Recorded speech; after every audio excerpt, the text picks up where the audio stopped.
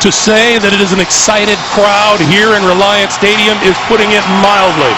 Their Texans fell last January 15th to these Baltimore Ravens in the playoffs, 20-13. They're looking for a little payback today. The Houston Texans have won the toss. They will get the football first. The Ravens, 5-1. The Texans, 5-1. That is Keyshawn Martin deep for the kick. And we're underway. Martin will watch this one sail out of the end zone. The Texans will start at the 20-yard line, and so will number 55. Terrell Suggs, activated this week, just 5 months removed from surgery for a torn Achilles. He's in the starting lineup. I'm not quite sure I've ever seen anything quite like this, Greg, where with only 3 practices under his belt, Terrell Suggs is out on the football field. This is nothing short of remarkable. On first down, Arian Foster with the handoff.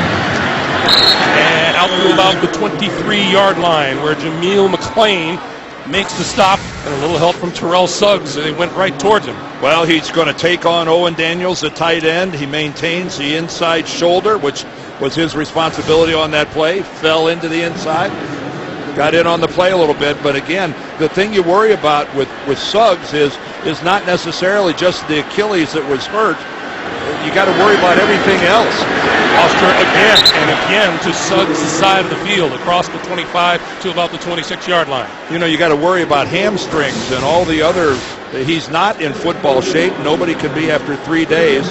But again, a pretty effective job of standing his ground, getting leverage, getting his hands under the shoulder pads of the blocker and standing him up. 3rd and 3 for Schaub and the Texans. 5-3 lead. Middle. Schaub's first pass of the day on the slant. That is incomplete. Foster had it and dropped it. Well, Donnell Ellerbe on the defense there, really, because of the hit. That's the reason that the chains aren't moving and that the Texans are going to be forced to punt. Good defensive play by Ellerbe, who's on the field because Ray Lewis is not. The boos are for Jacoby Jones, the former Houston Texan, who is now deep for the kick for Baltimore.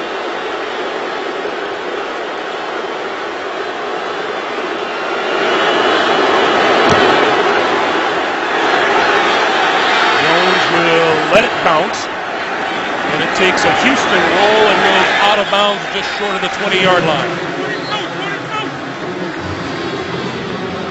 Line of scrimmage will be the 22. And the Ravens quarterback, Joe Flacco.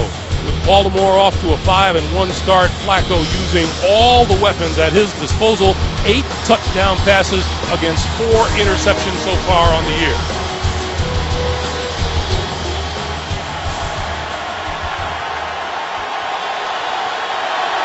The problems the Ravens have had, offense has not been one of them. They're averaging almost 27 points a game. Ray Rice breaking through out to the 30-yard line. A great job of staying alive by Ray Rice and being patient in finding the hole. Take a look, dodging, I think, J.J. Watt in his own backfield, and then able to accelerate upfield. Nice first down. Quickly up to the line of scrimmage, and Ray Rice straight ahead and across the 30. And very close to a first down at the 32. And looks like they will give him the first down.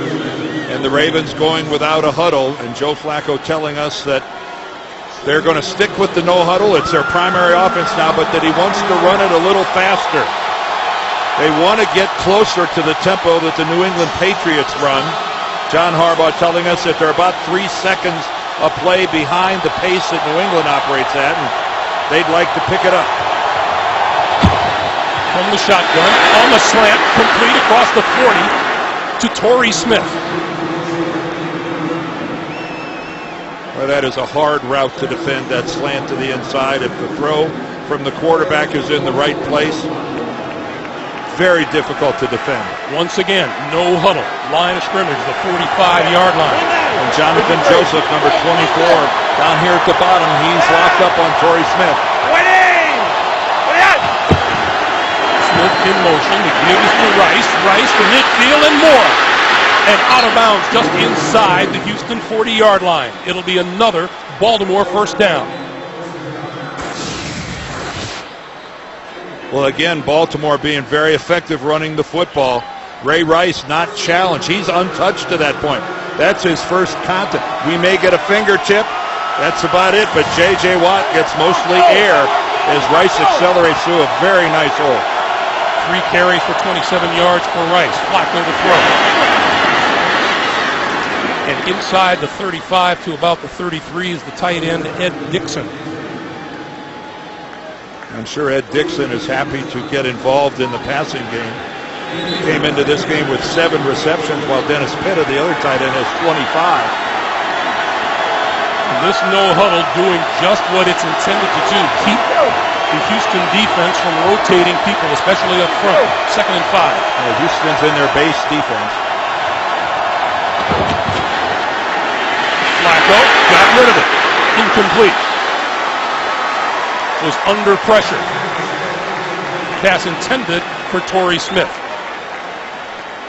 Good job by Flacco stepping up and avoiding a sack, but unable to deliver an accurate throw. Brooks Reed was coming around the corner.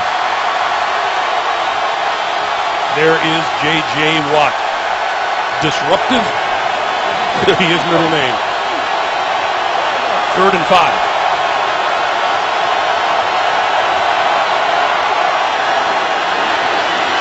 Flacco with time. Tipped in the air and incomplete. Glover Quinn got a hand on it and tipped it.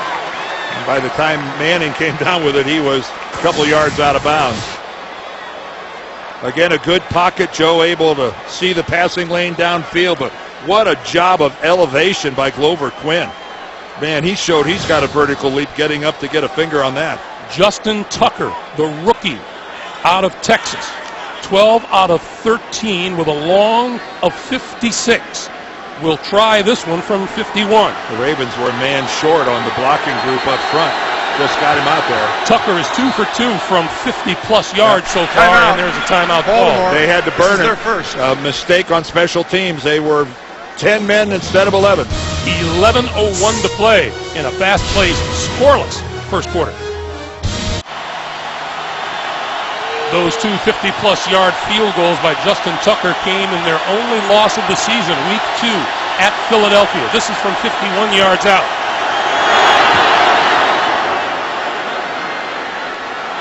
And that is right on the money. Tucker nails one from 51 yards out. Coach John Harbaugh and the Baltimore Ravens on top, 3-0.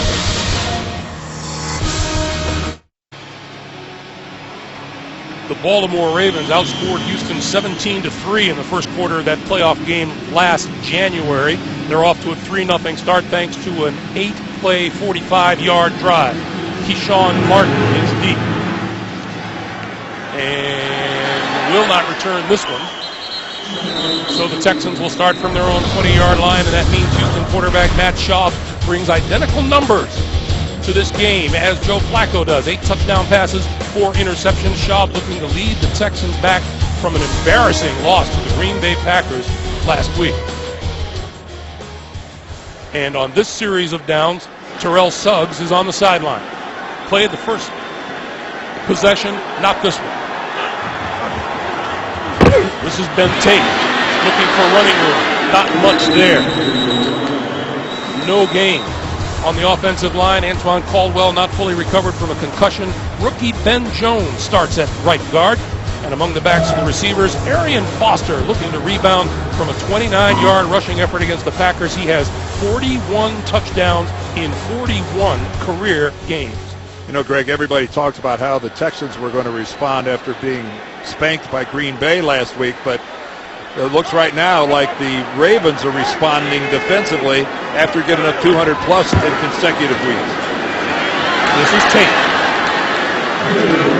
Tate out to the 25-yard line. Up front for the Ravens, Kimoyatu's sore knee gives Terrence Cody the starting nod at nose tackle. The linebackers, Ray Lewis out with the triceps tear.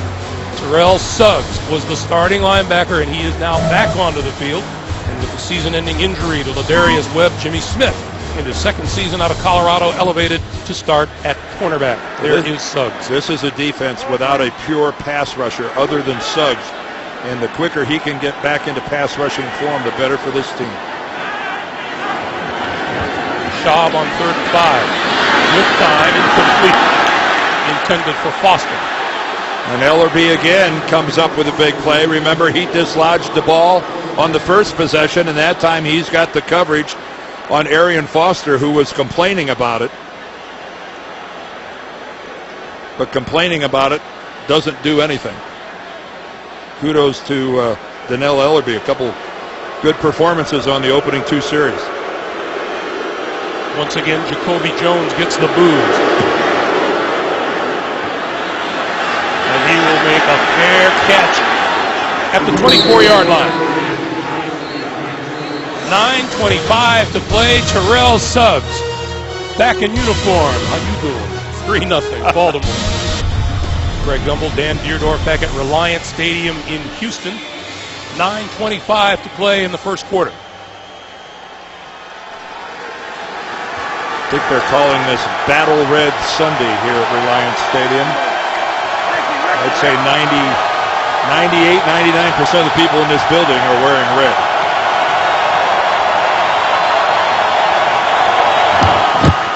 From the shotgun, quick pass to Torrey Smith, and Smith is out across the 30 to the 31-yard line. Once again, no huddle. And again, this is an offense that Cam Cameron, Flacco, and the whole coaching staff, they've been working on this and all the OTAs the whole offseason. I think it's a smart fit. On 2nd and 3, Flacco throws incomplete at the 40. Pass intended for Dennis Pitta, the tight end. This Houston defense without Brian Cushing tore his ACL. His left ACL is out for the season. Yeah, that very controversial block by Matt Slauson in the Jets game. He was the one linebacker that stayed on the field for every snap for the Texans.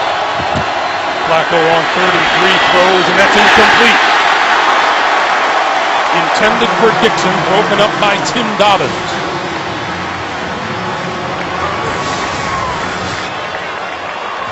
Well, Joe working the left side of the field. He delivers an accurate ball, and you can see that Dixon's complaining. The hand was in front of him, but it wasn't pulling down his arm. That's why there was no flag. 21st time this season the Houston defense has forced a 3-and-out. They lead the NFL in that department. Keyshawn Johnson is deep, back at the 20.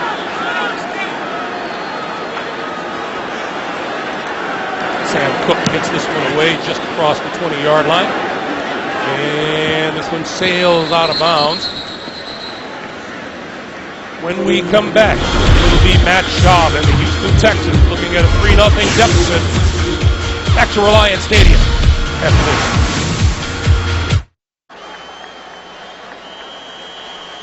Back at Reliant Stadium in Houston in his 7th season as the Texans head coach Gary Kubiak looking on. 8:46 to play here in the first. And they will start with the bootleg. Schaub rolling, throwing, complete to the sideline, out of bounds at the 30-yard line is Kevin Walter. And once again, Terrell Suggs on the field to begin this set of downs. Well, the Texans got to shake it up a little offensively. They've had 2 possessions, both 3-and-outs. And this is their bread and butter, the bootleg to the backside. And there were 3 layers of receiver. Kevin Walter was the short one, but he had 2 downfield. Walter was the most wide open. On 2nd and 2, Schaub throwing to this side of the field and going up high to get it is Andre Johnson for his first catch of the day at the 35 and a first down. Well, there's a receiver helping out his quarterback, because this one didn't have to be that hard. Andre Johnson is pretty open, but he had to elevate to go up and snatch that thing out of the air. He has been so good for so long in his 10th year already, Andre Johnson. Last week against Green Bay, surpassed 10,000 career yards receiving. On first down, Schaub under pressure and goes down. Terrell Suggs. Yes, it is. Look at that. I am back, and this is remarkable. It's going to be a little loop stunt. He's going to fight back to the inside, and you can see that Haloti Ngata, he went to the outside, and then Suggs comes in behind Ngata, and he is unblocked. Ngata took up 2 Texan blockers, and Suggs comes right up the middle, right into the grill of Matt Schaub. 14 sacks last season, the NFL Defensive Player of the Year. Schaub. And that pass to Owen Daniels is ruled incomplete. A reminder for you, you can get live score updates for all of your favorite teams with the new CBS Sportcaster app. Available on select devices. Visit cbssports.com/mobile or text SCORE to 42777 to get the free app. And this crowd in Houston is getting a little restless as to how uneven they look offensively so far. 3rd and 18. Schaub needs the 45-yard line for a first down. Boston. Back to about the original line of scrimmage at the 35-yard line, and that will bring on the punting unit. Well, you even hear a smattering of boos in the background from this crowd. They've been reading all week how decimated the Ravens are defensively. That given up over 200 yards rushing a couple weeks in a row. I think they had visions of just mowing them down and up and down the field at will.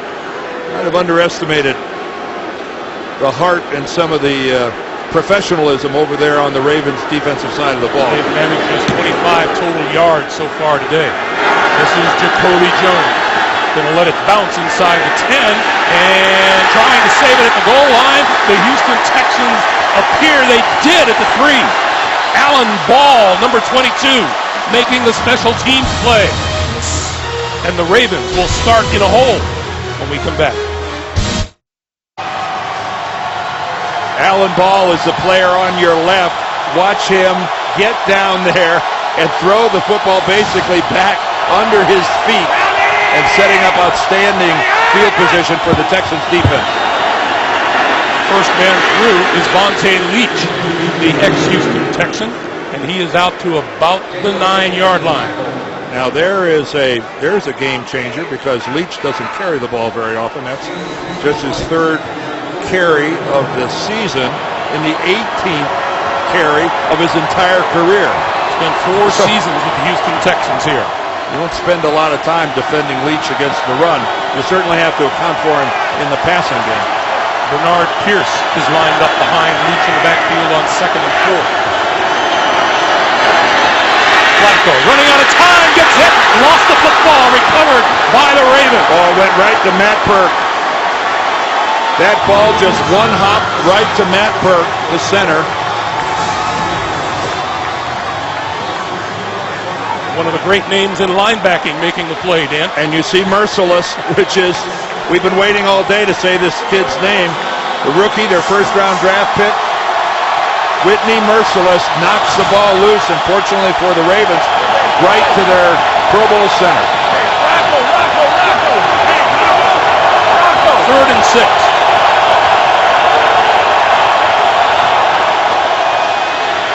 Flacco hit the end zone for the safety.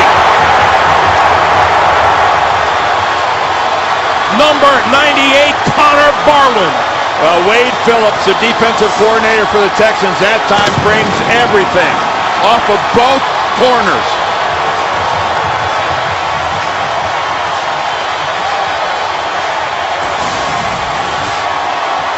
Off the bottom, there comes Daniel Manning, and then off the top, Joe Flacco saw Manning coming, but he had no idea of the pressure coming from his backside, and Connor Barwin gets the sack and the safety.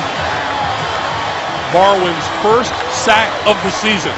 Flacco did a great job just holding on to the football. Well, he knew that he had Ray Rice front side to pick up the corner blitz coming from Manning, but not very often do you get that kind of pressure coming off both sides simultaneously. Great call by Wade Phillips, the defensive coordinator. And there's nothing a defensive player likes better than an uncontested run at a quarterback who's looking the other direction.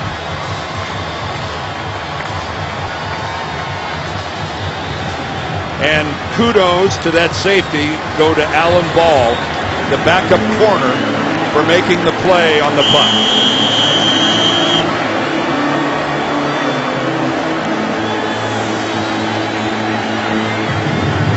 Martin awaits the kick from Sam Cook.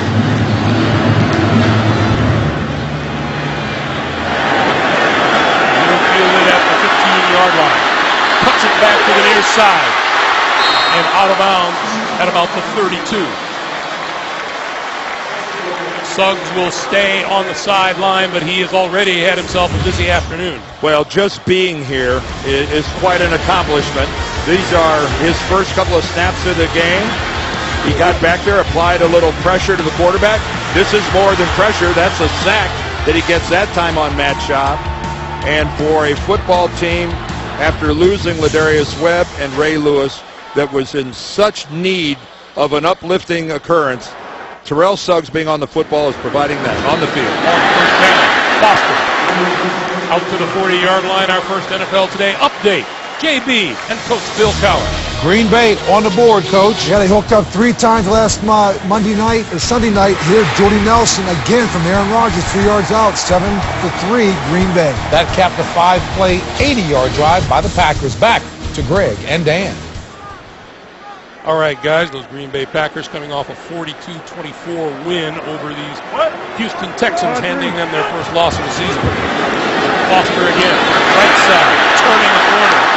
Has a first down, and we have a penalty mark. Oh, it's going to be holding. This is coming back. Tony Corretti, the referee, throws this flag. Offense, number 88. 10-yard penalty. Repeat, second down. Tight end Garrett Graham is the guilty man. And he's right at the point of attack, and it's how Foster gets around. He's up here at the very top.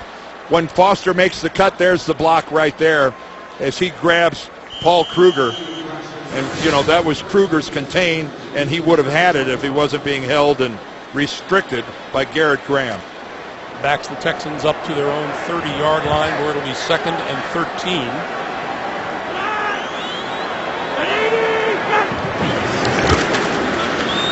Schaub. And across the 40-yard line, complete to Andre Johnson. Once again, back to New York. JB and the coach. All day, Adrian Peterson. Yeah, you guys got 2 pretty good backs you're looking at. But how about Adrian Peterson here? It looks like he's back in rare form. Cutting, slicing, going across, 7-0 Minnesota. 46 yards by Peterson on that drive. Back to Greg and Dan. Well, you talk about a strong comeback from injury. How about Mr. Peterson? Really, I know we're going on about Suggs, but put Adrian Peterson in that same category.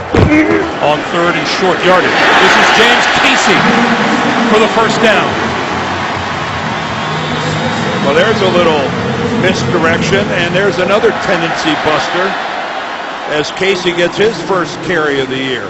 In these days of playoff baseball, number 86, once drafted in the 7th round by the Chicago White Sox back in 03 as a pitcher. Well, he's really kind of a jack of all trades for the Houston Texans, but primarily as a blocker and as a receiver, not as a runner.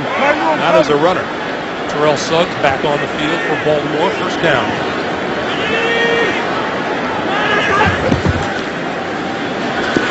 Shaw with time, gonna go deep, has a man open and overthrew it. Kevin Walter was wide open. And that look on Matt Schaub's face tells you everything you need to know. Working against Jimmy Smith, the double move. Smith is just all over it. And you work on that all week in practice. And it's how you dream of the corner biting on the first out move, and then you don't deliver the football. How frustrating. Jimmy Smith in the starting lineup in place of Ladarius Webb. You don't get many chances like that during a game, Greg. 2nd and 10. Schaub will flip out here to the near side. This is Owen Daniels, the tight end, and penalty markers fly. Well, you got to think face mask, I would think. Jameel McLean is the hard-hitting Bernard Pollard was in on the play. Yeah, they were both there. Here's Tony Correnti. personal foul, grabbing the face mask, defense number 31.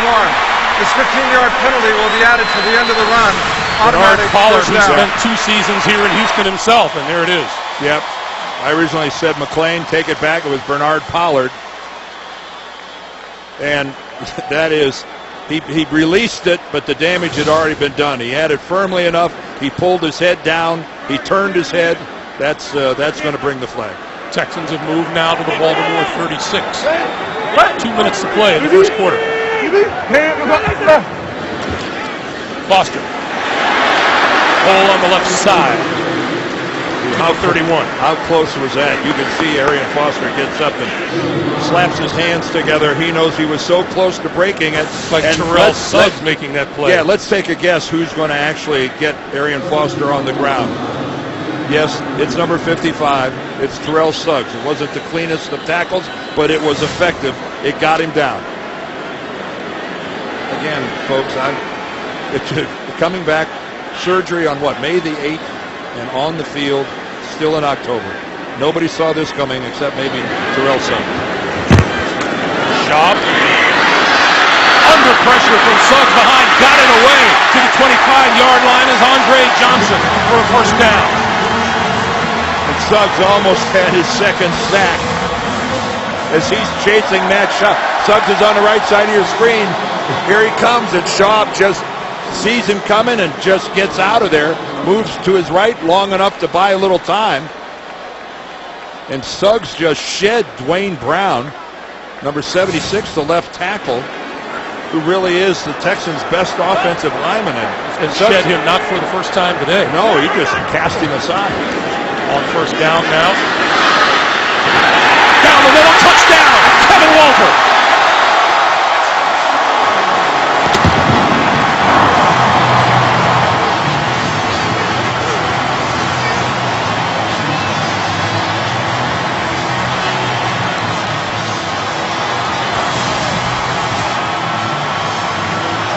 Well, you can see Kevin Walter this time. He's working against the Baltimore zone. The coverage underneath turned him loose deep. And Kerry Williams just not able to get back in quickly enough to get in on the play.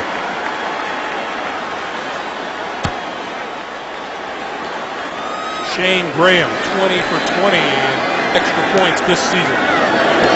Now 21 for 21. I guess Kevin Walter being so open earlier and Shaw missing him, there's a little poetic justice that he ends up getting the touchdown on this drive anyway. First the safety, then the touchdown pass.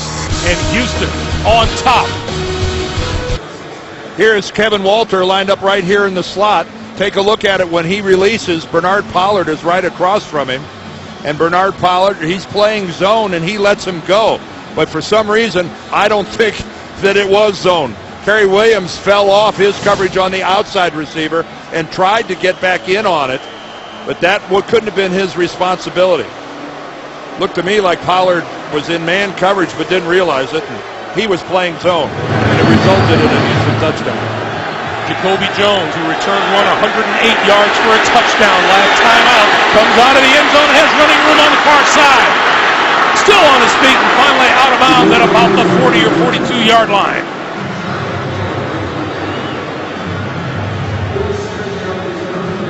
Well, Jacoby Jones told us that, yes, I circled this game when the schedule came out. He had his feelings hurt with how the people of Houston treated him after his mistakes in that playoff game last year. There's no doubt this is where he's at his best in the return game, although he can stretch the field when he's in on offense. He gives Torrey Smith a nice compliment on the other side of the Ravens offense. Happy to see his son Jacoby Jr. last night when the team hit town. On first down, this is Ray Rice. And Rice just across the 45-yard line.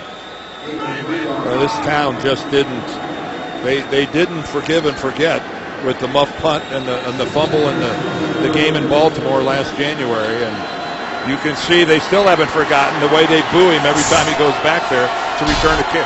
We've come to the end of the first quarter here in Houston. It is 9-3. Texans leading the Ravens. We're coming back for the second quarter.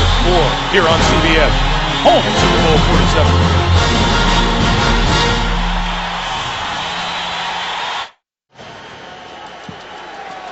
Back in Houston for the start of the second quarter, the Texans 9-3 lead, 2nd and 7 for Flacco and the Ravens.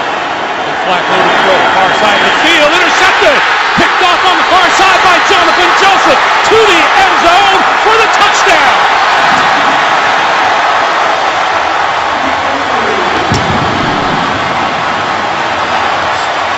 Some type of a major miscommunication between Joe Flacco and Torrey Smith.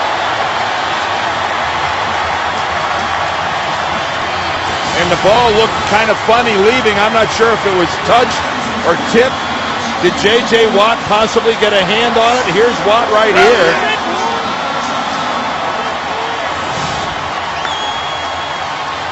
Jonathan Joseph was in question right up until game time today with a sore groin. He was practicing. He wasn't practicing during the week. He's in the starting lineup. He's put 6 on the board.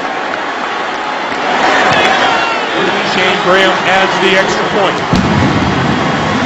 14:51 to play in the first half. Houston's lead is 16-3.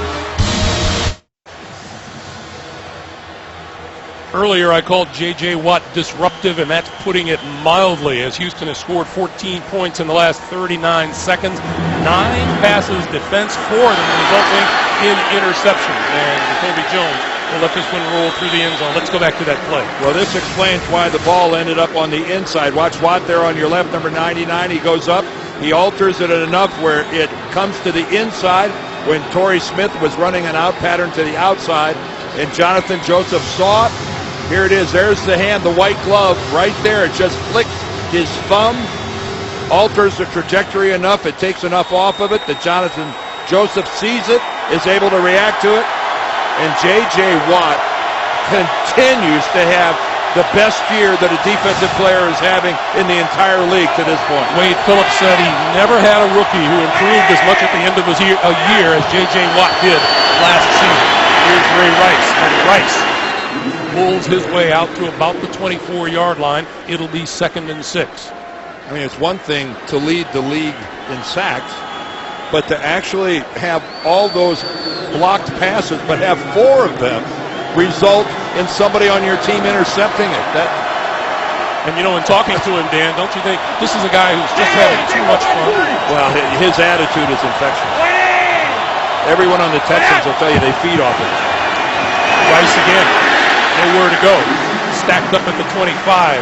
The rookie, Jared Crick, number 93, leading the charge defensively. And that is Kelechi Osemele, the rookie right tackle out of Iowa State. And a Houston native, grew up within 10 or 15 minutes of this building. A lot of family members here. This is a shame. It's a young man, as we have met all season long, Kelechi Osemele. They have brought the cart out for him, and let's take a look at what happened to him. Well, it's like what happens to offensive linemen a lot. They're blocking. There he is, number 72. He's right here.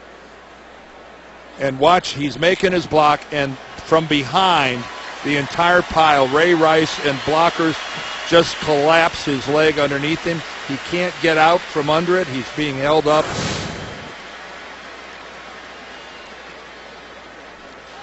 We met with him yesterday, and what a really likable young man. You see Ray Rice kissed him on the head right there, wishing him well. He's going to be a really, really good football player. Had 10 people coming to the game today, all relatives, grew up 10 to 15 minutes from this very stadium.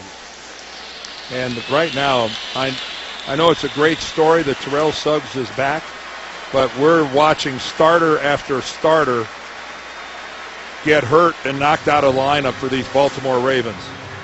Last week it was Ray Lewis and Ladarius Webb, and now it's Kelechi Osemele. And number 78, Bryant McKinney, has come into the lineup for Baltimore now.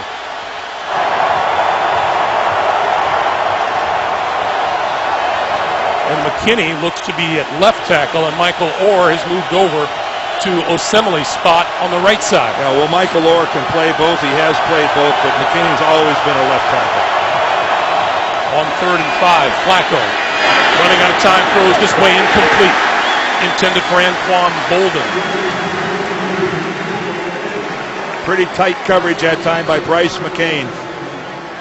He forced Joe Flacco to throw that to the outside and hope that somehow Bolden could catch up to it. Anything other than that would have been intercepted.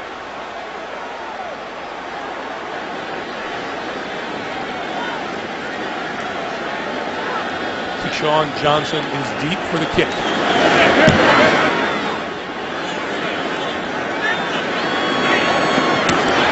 And lost the ball and covered it again at the 24-yard line. Hey, nobody knows the game like a quarterback. Don't miss Phil Simms, Rich Gannon, Steve Berline, special guest Dan Fouts on NFL Monday QB tomorrow at 6:30 Eastern only on CBS Sports Network, the 24-hour home of CBS Sports. Speaking of quarterbacks, there are the numbers so far today. Well, Matt Schaub had the big mistake where he had Kevin Walter wide open, but that's forgotten because on the same drive they finished it off with another touchdown that counted to Walter. So far, Matt Schaub's off to a pretty decent start. Assembly has gone in for x-rays on his ankle. This is Tate, and Tate hit hard. Coming up from the safety, Ed Reed. Well, Ed Reed, a lot of talk about his bad shoulder. It didn't seem to affect him here.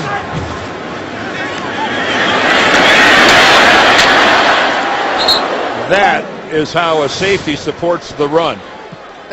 And Ed Reed came up, went low, and right on the thigh pads of Ben Tate. Schaub throwing the near side, and this is Johnson. Johnson across the 35 for a first down.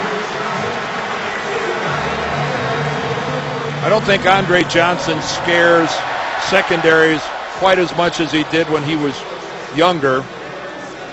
When he was in his prime, and keep in mind this is his 10th year, almost uncoverable, and with such a physical presence at 6'3", 230 pounds. He's still got lots of game left though. New set of downs. Schaub, straight drop, throws to the outside, that's complete to Kevin Walter. And Walter out to about the 44-yard line.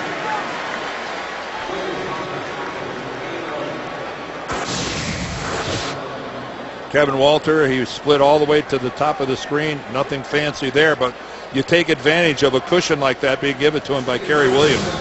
That's just pitch and catch if the corner's going to give you a 5-yard cushion. A veteran quarterback will take advantage of that every down.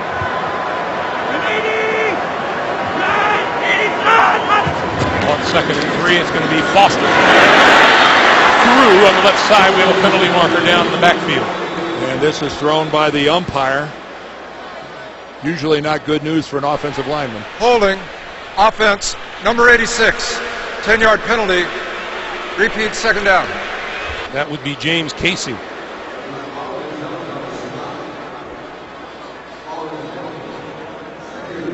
So this will back the Ravens up to their own, or rather the Texans to their own 34. And I know that they're enjoying a 16-3 lead, but the Texans have been doing this a lot so far in this ball game, having some success, and then a sack, a penalty, that it's a step forward, then a step backwards. Foster out of the backfield and diving out of bounds close to the 40-yard line. You know, getting back to Terrell Suggs, who is on the sideline right now. Dan, you and I, we only talked about this, 24 hours a day since we hit down. Right. And the fact is that now as you see him come back onto the field, why would the Ravens activate him if he wasn't going to play and put in significant time on the field? Well, I thought he was going to play. I mean, that was starting to become apparent in the last couple of days, but I'm not going to back off. I'm surprised at how many snaps that he's able to play and how effectively he's playing. This just doesn't happen. Schaub across the 45-yard line to Andre Johnson. That appears to be about a yard short of a first down. That's where exactly are they spotting the ball? It does, where they're sitting and now it does appear to be just a little bit short.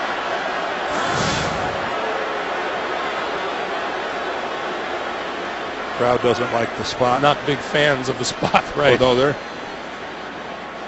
they're being vocal today. The thing about Suggs is that I know the greatness of Terrell Suggs, the defensive MVP. He's been a star in this league since he got here. It just coming back from injury and with so little practice and you know, you hear the term game shape as you see how short they are for the first down and all those things, they're real. I mean, those things, they aren't just cliches. They aren't just things that people who have nothing else to do talk about. And he right now is defying those. And as we talked with Ed Reed last night, Ed Reed talking as much about himself as about Terrell Suggs, saying sometimes just your presence on the field means more to the team. Well, I don't know that we could quite measure what it means to the rest of the Ravens. Reed is deep. This one won't get anywhere near him. Bounces and picked off by Reed, and he covers it at about the 17 or 18-yard line. 10:14 to play. First half, 16-3, Texans. Both these teams are headed for a bye week next week. Each would like to go into it with a victory and the best record in the AFC. Now keep in mind, the Texans have never beaten the Baltimore Ravens. Ever. Ever. 0-6. They're desperate. Flacco. Gonna throw it deep. Nobody there. Except Texan, Jonathan Joseph. Boy, Joe took a hard hit at the end of that. I think Jared Crick is the guy that ends up getting the hit on Flacco. Here he comes from the backside. And Torrey Smith, the intended receiver, was a good 10 to 15 yards short of where that pass ended up. A little confusion defensively now for the Texans with people scrambling on and off the field. 2nd and 10. And a timeout. No, penalty marker flies.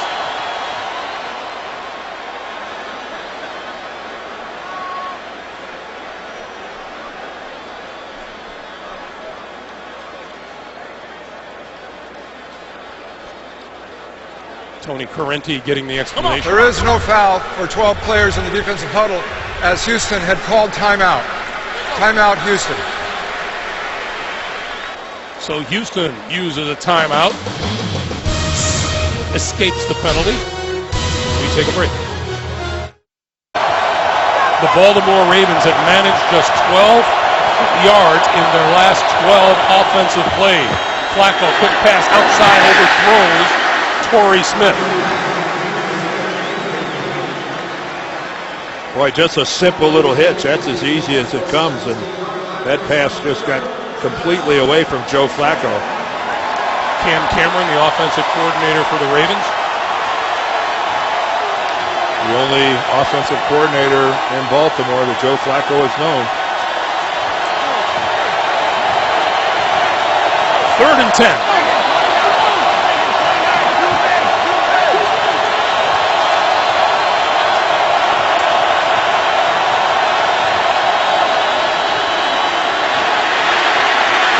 Throwing to Rice out of the backfield. Out to the 23 and no more. Connor Barwin tripped him up.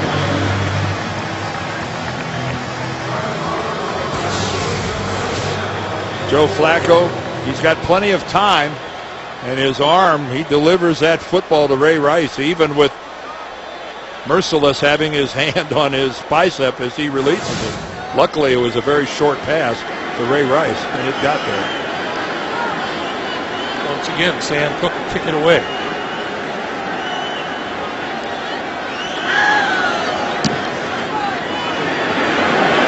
Return. 25-yard line to Sean Martin.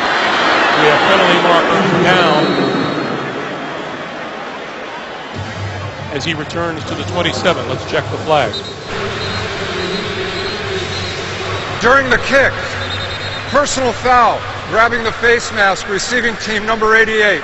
This penalty will be assessed half the distance to the goal, first down. That's Garrett Graham, guilty of another penalty here this afternoon. Well, defensively, Houston, as you know, they've held the Ravens to 3 points so far, and they got those early. Joe Flacco's been under pressure a great deal, one resulting in a safety from J.J. Watt. and J.J. Watt with the tipped ball right to Jonathan Joseph. So the Houston Texans on the defensive side of the ball, they have had a fine start. Well, I go back to what Joe Flacco said about J.J. Watt yesterday, that J.J. Watt, he just knows, if he knows he can't get to the quarterback, then he knows what else he has to do to play. From the end of the run, first down. I think I gave Watt credit for that safety. That was actually Connor Barwin that got the safety. But it has been a stellar performance for the guys in red on their side of the ball so far.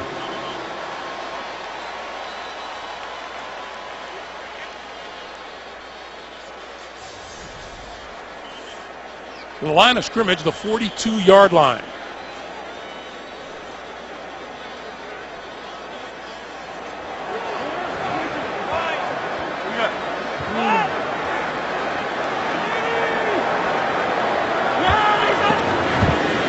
Shaw to throw on first down. Over the middle.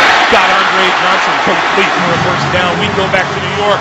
JB and Coach Bill Cowher. Skins swept the Giants last season, Coach. And I'll tell you, going. All right, JB, thank you. First down for the Houston Texans, just shy of the Baltimore 45-yard line. Arian Foster. Foster trying to take it outside. Can't get around Albert McClellan and Arthur Jones. Now Foster, he thought he saw a soft corner there, and when he made that cut, he misjudged the fact that the Ravens were maintaining their integrity over on that side. Nice job there. A really good look at a guy there fighting off Arthur Jones, fighting off that block, staying to the outside, and then his linebacker McClellan is stationed to his outside. But that started off Arthur Jones. Nice job fighting off the block. Shaw throwing over the middle. Tip. Oh, what a catch made by Graham. Well, you don't see a guy tip a ball to himself every day. And that's exactly what we see from Garrett Graham. High behind him, and now Matt Schaub needs to send him a gift certificate to someplace, because that was an interception waiting to happen, and he turns it into a completed pass. What an effort by Garrett Graham. First down, just inside the Ravens 25. Foster to the 15. Once again, to New York. JB. How much of a surprise for the Vikings, Coach? I'll tell you what, Adrian Peterson really near out Percy Harvin on this pass from Christian Ponder. He finds the end zone. They go up 14-7 in the second quarter. All right, back to Greg Gumbel. Van Deerdorf. I think it's fair to say the Minnesota Vikings are the surprise of the league early on. They would qualify. Right now, the Baltimore defense has a lot of pressure on it. They've got to tighten this up, see if they can't force Houston to take a field goal. Foster inside the 10, inside the 5, and down to the 2. It'll be first and goal. And some of the problems that we've seen in the past, these past couple of weeks from the Ravens, not getting off blocks, shows up right here. Because they've got red jerseys on them. You can see right there, Cody can't get off a block. And that is just way too easy. Take a look to the inside. McLean gets run out of there. You talk to the Ravens coaches, and they'll, to a man, tell you that not getting off blocks has been a huge problem for us. On first and goal. Play fake. Pass. Diving catch. Touchdown. Well, Matt Schaub went sidearm on that one. Matt, who's got a pretty good over-the-top delivery, goes sidearm on that throw. And Owen Daniels is such a good receiving tight end. Did that ball hit the ground? Whoa, when it comes off, when it's on the way from his hands to his midsection, does that thing hit the field? Keep in mind, because it's a scoring play, it's automatically has to be confirmed. And that's exactly what will happen. Tony Correnti will go under the hood to take a look at it. The replay official is calling Correnti over. Watch when he puts his hands on it here. Now he's going to try to pull it in. It can touch the ground as long as it's under his control.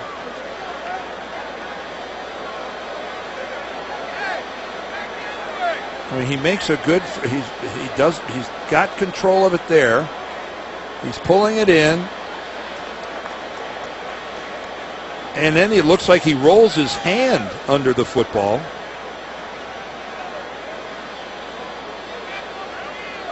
I don't know that. Keep in mind, the call on the field was that this was a touchdown. So do we have enough to overturn it? Yeah, Tony Corrente is going to have to see conclusive evidence to overturn that. Man, that's tight. That is really. If it stands, Owen Daniels pulls in his 4th touchdown catch of the season. You've got to be able to say, though, 100% that the ground, the ball was loose when it touched the ground.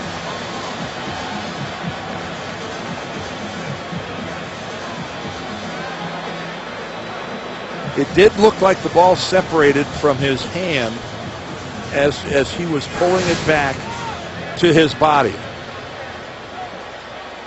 Now, this could be overturned.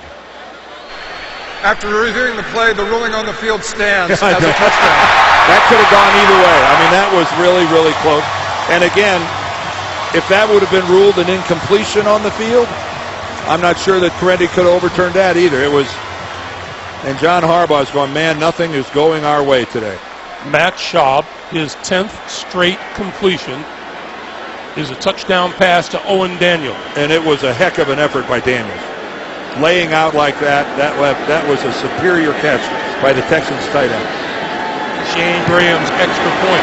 After falling down 3-0, Houston has scored 23 straight points, and with under 6 minutes to play here in the first half, the Houston Texans have taken charge, and they lead it 23-3.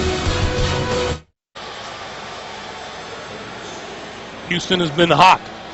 6 plays, 58 yards, and the touchdown pass from Matt Schaub. Flacco 4 of 12. Out to the 20-yard line. Yeah, penalty markers down and little scuffles.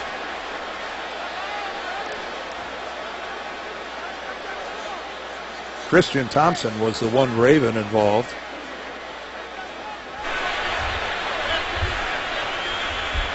After the play had concluded, and with common interest in both teams, personal foul, unnecessary roughness, receiving team number 33. This penalty be assessed half a distance to the goal. First down. Christian Thompson is the guilty party. And because of that, he smacked Justin Forsett on the side of the helmet. And there actually was one prior to that. And John Harbaugh is furious. And I mean furious. So this will back the Ravens up to their own 10-yard line. 5:51 to play in the first half.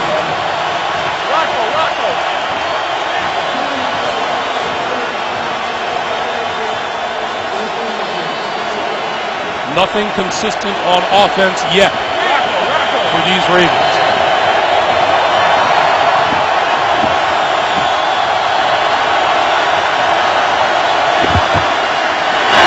Batted down. Unbelievable. Connor Barwood. He jumped up. That ball hit him in the chest. I don't think he. Again, Joe Flacco, after a little play action, well, I take it, hits him on the arm. He's up so high. Hits him on the elbow on the way down. That Joe Flacco had no chance of completing that. And these Texans, man, have they gotten good at swatting the ball.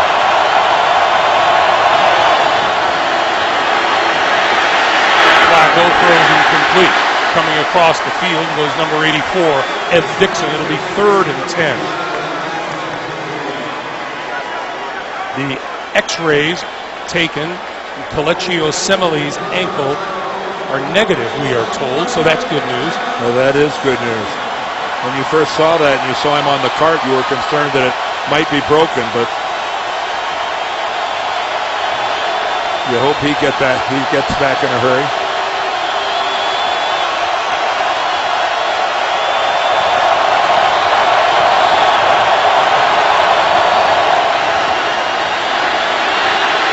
Flacco steps into this one incomplete.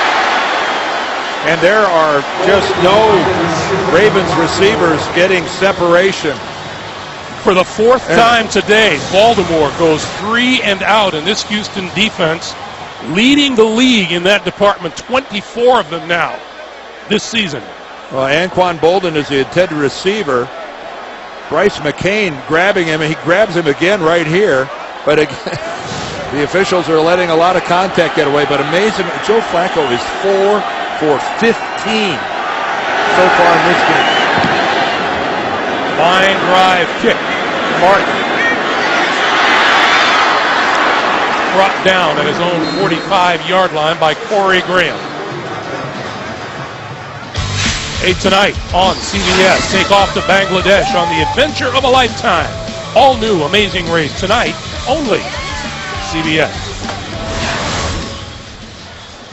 Frustrating day for Joe Flacco. The Baltimore quarterback, 4 out of 15 for 32 yards and an interception return for a touchdown. Well, it's not all his fault. He's been under pressure a lot. Passes have been getting deflected. His receivers aren't getting a lot of separation. And now the defense again is put on the spot. Terrell Suggs on the field for the Ravens. Play fake. Out to the far side, Andre Johnson. Johnson out of bounds at the Baltimore 40-yard line, forced out by Reed. And Paul Kruger, a linebacker, that's asking an awful lot, asking him to be able to run with a wide receiver like Andre Johnson. And Matt Schaub, he sees the matchup that he likes, because when you got a wideout against a linebacker, you've got to go to that matchup.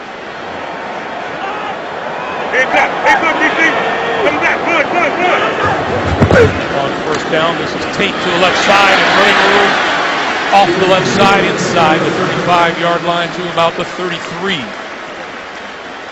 And I think the Texans are realizing right now that there's blood in the water, and they've got a chance to really make some noise before halftime. Plenty of time. You can do whatever you want to do offensively. You still got a couple timeouts. We called them wounded birds at the beginning of the day, and these Baltimore Ravens missing some key elements. Darius Webb out. Ray Lewis sitting at home. You know he's watching this. Then Tate on the stutter step in the backfield. But Suggs out on the field right now, and again, he's doing everything he can do.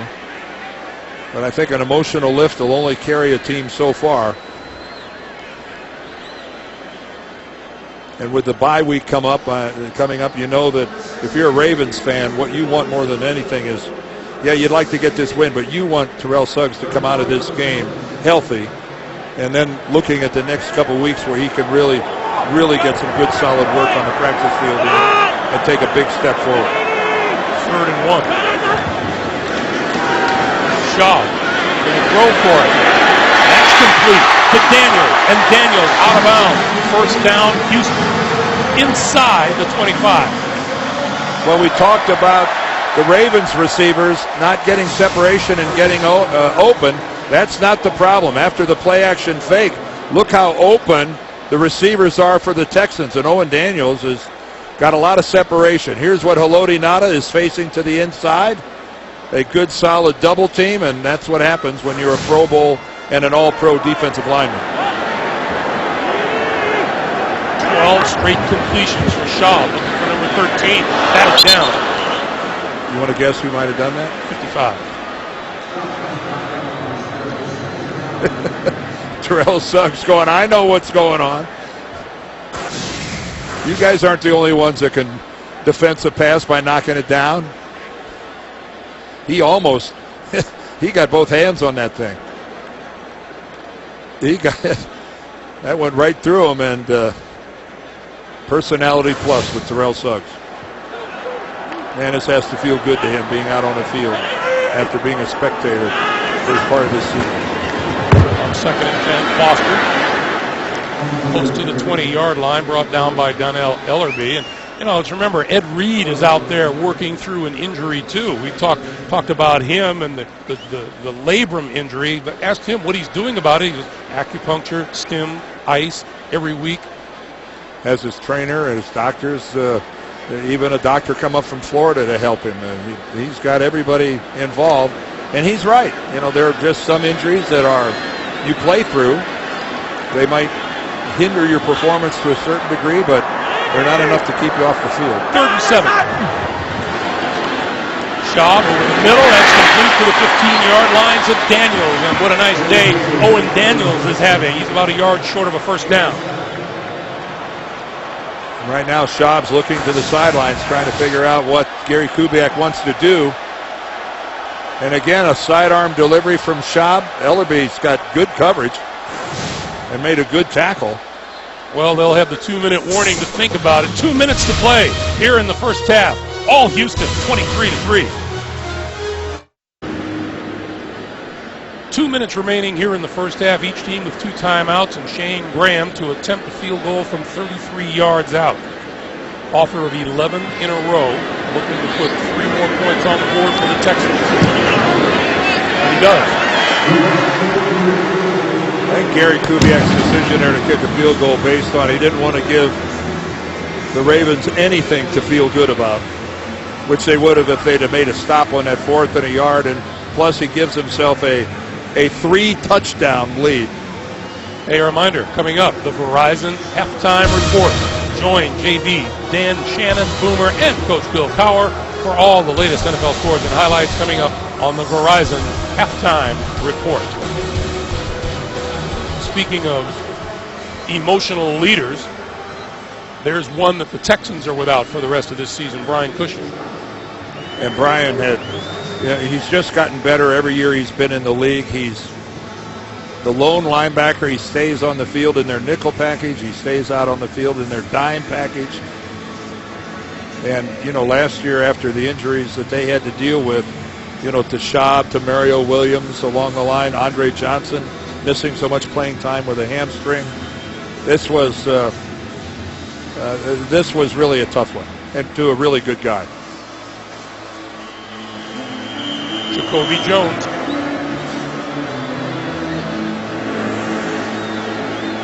Returned 108 yards, much to the surprise of his teammates.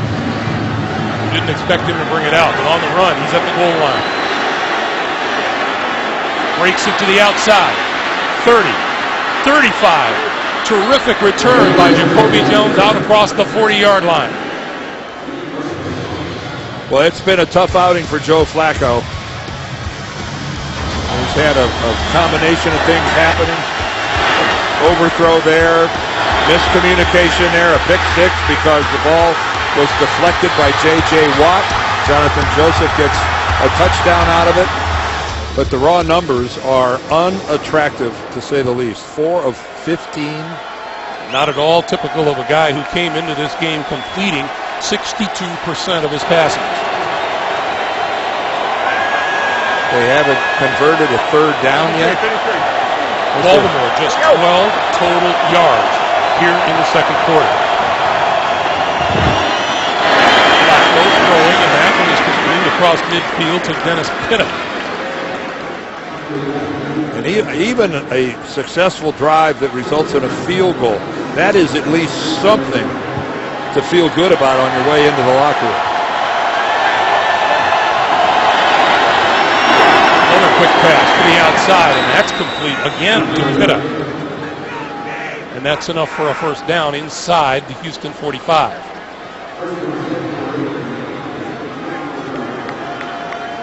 That is the first down for Baltimore since back in the first quarter. The first drive. Throwing again to that side of the field. Jacoby Jones stops the clock with 1:17 to play. Well, and right now the Texans are making it easy. They are really playing a soft shell and giving the Ravens, they're just conceding that 6, 7, 8 yard completion. 2nd and 2.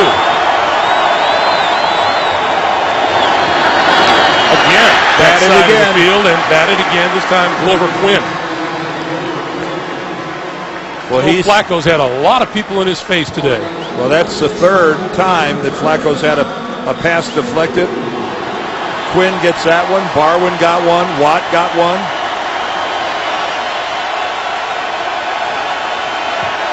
Third and 2. Baltimore 0 for 6 on third downs today. On the slant, that one tipped, intercepted. And that is number 29, Glover Quinn, on the bottom of the pile with the football.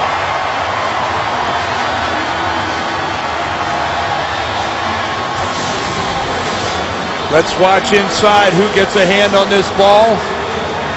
Is that Merciless who comes in off the edge? Let's take a look right here, going up in the air. Yes, that's Whitney Merciless, the rookie. Boy, he's having a first half. And there he comes right there, number 59. He hits the ball the second it comes off of Joe Flacco's hand. And what an effort of extending and reaching back by Glover Quinn. The Texans are treating this like a volleyball game. There's another one.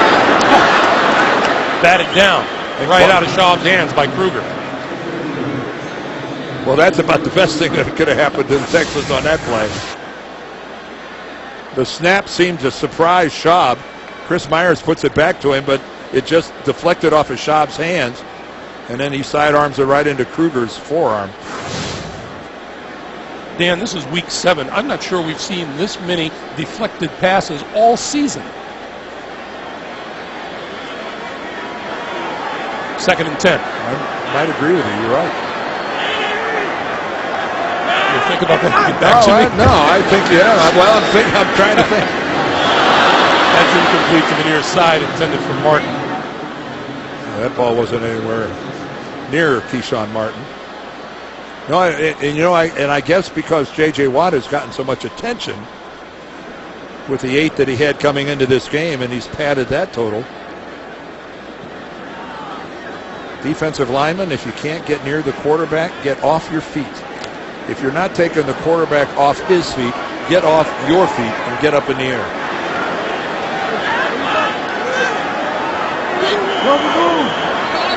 And we get a timeout.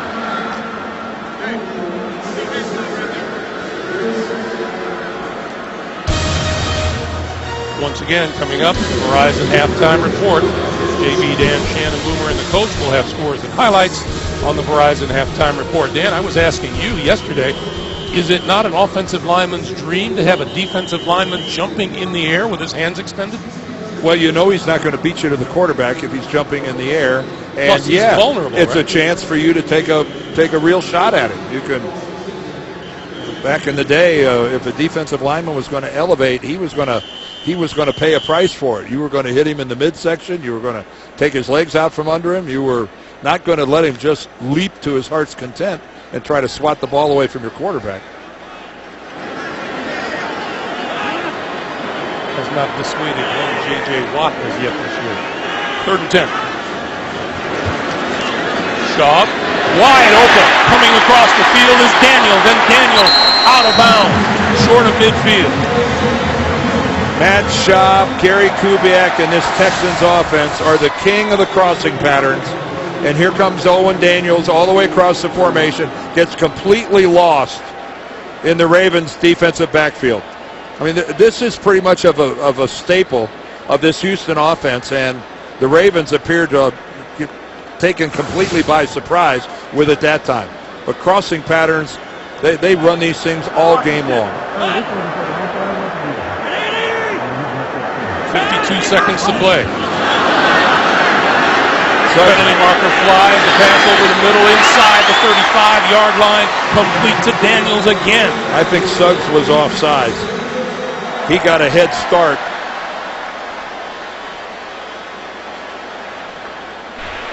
Offside. Defense number 55 was in the neutral zone at the snap. This penalty has been declined. The results of the play, first down. Something Terrell Suggs has done really well his whole career is anticipate the snap count. but that time he guessed wrong. He thought it was going to be on the second hunt, and it wasn't. Schaub. Oh, what a catch inside the 30. Owen Daniels having himself a half. And Donnell Ellerby's going, he really completed that? I mean, look at the coverage by Ellerby. He is right there. And Owen Daniels keeps that ball. Looks like he keeps it off the ground. Got his hand underneath it. Control of it.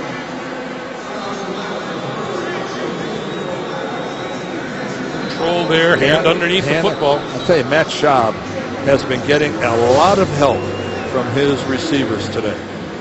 How about Owen Daniels? 7 catches for 57 yards and a touchdown. Schaub is 19 of 26, but he's thrown some way out front. He's thrown some up high. He's thrown them behind. We have seen a lot of acrobatic work done by these Houston receivers. It's up in the booth right now. It's being under review, and they're going to bring Correnti over. Remember, it's inside 2 minutes, so this isn't a coach's challenge.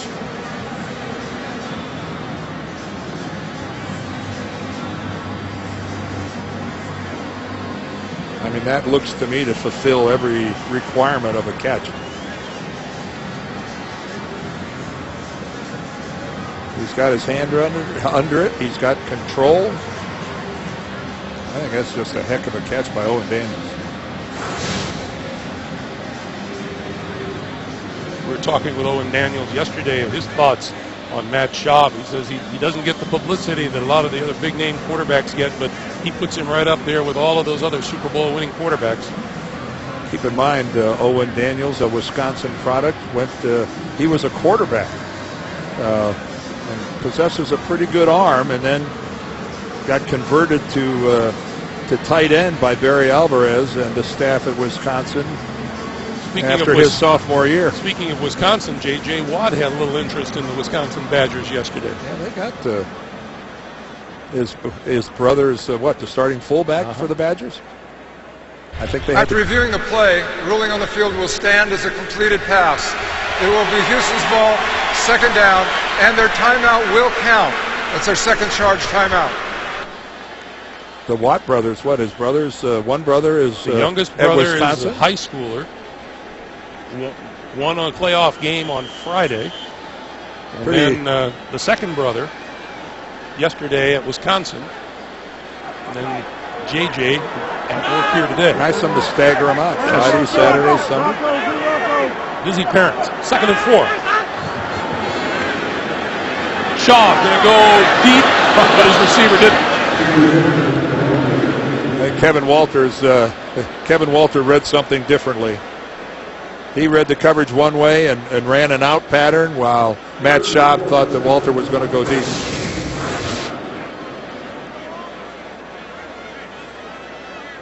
Kevin Walter reads Kerry Williams, and Matt Schaub read something entirely different.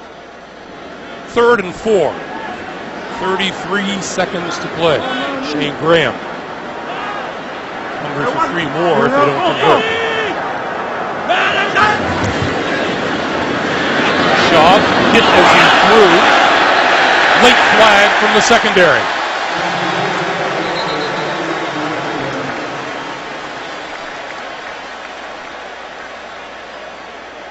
And slow to get up is Haloti Ngata, who already came into this game hobbled. He's got an MCL on his right leg. Holding defense number 29. 5-yard penalty, automatic first down. That's Kerry Williams. There's Williams, 29, right, and he's working on Kevin Walter. Oh, he grabs the jersey. when you tug on the jersey, now there's Haloti Ngata that slid. He's actually on the ground, and Matt Schaub trips and falls over him. It wasn't a malicious blow or anything by Ngata going after Schaub. New set of downs, 29 seconds on the clock. Schaub looking, throwing, in and out of the hands of Owen Daniels at the 10.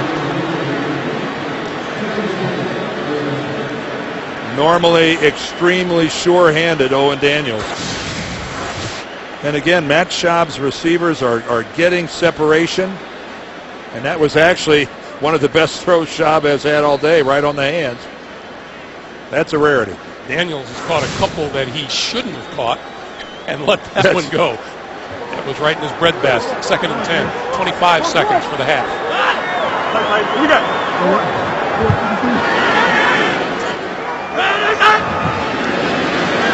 Blitz. Quick pass incomplete. Terrell Suggs all over James Casey out of the backfield. Okay, now Suggs is even doing pass coverage and his responsibilities. Didn't see this coming, and if you said you did, well, you're in the minority. That ball wasn't even anywhere near being completable. And this is, again, not a good sign for the Ravens. Haloti Ngata looks like he's going to get a head start to the locker room. 3rd and 10. Shaw throwing for the end zone, incomplete, and Daniels covered in a late flag. Oh, Bernard Pollard, don't touch that official. That official threw the flag. I don't know if he's going to say that Pollard hit a defenseless receiver.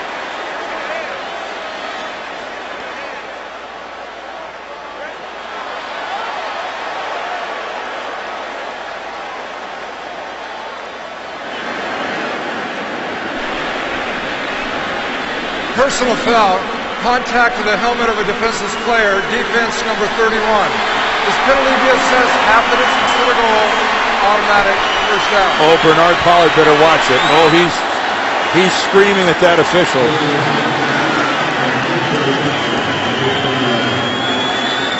One of the notorious hard hitters in the league. He is furious, and there's the hit. And he does appear to go helmet to helmet on Owen Daniels. And that will draw the flag every time. 16 seconds on the clock. First down from the 11. Shaw, tip, incomplete. Off the hands of Martin.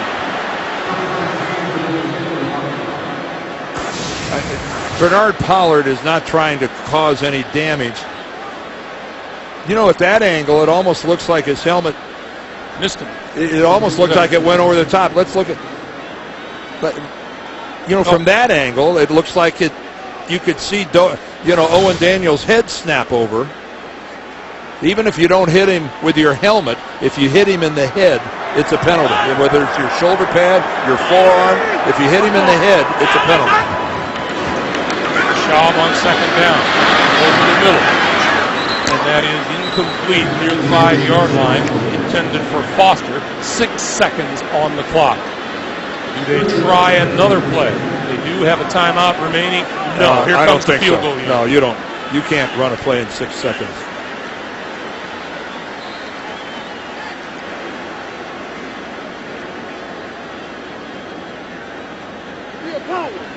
John Harbaugh and his group have some regrouping to do at halftime.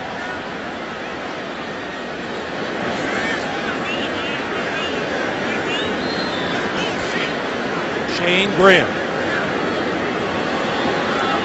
from 29 yards out. 3 more on the board.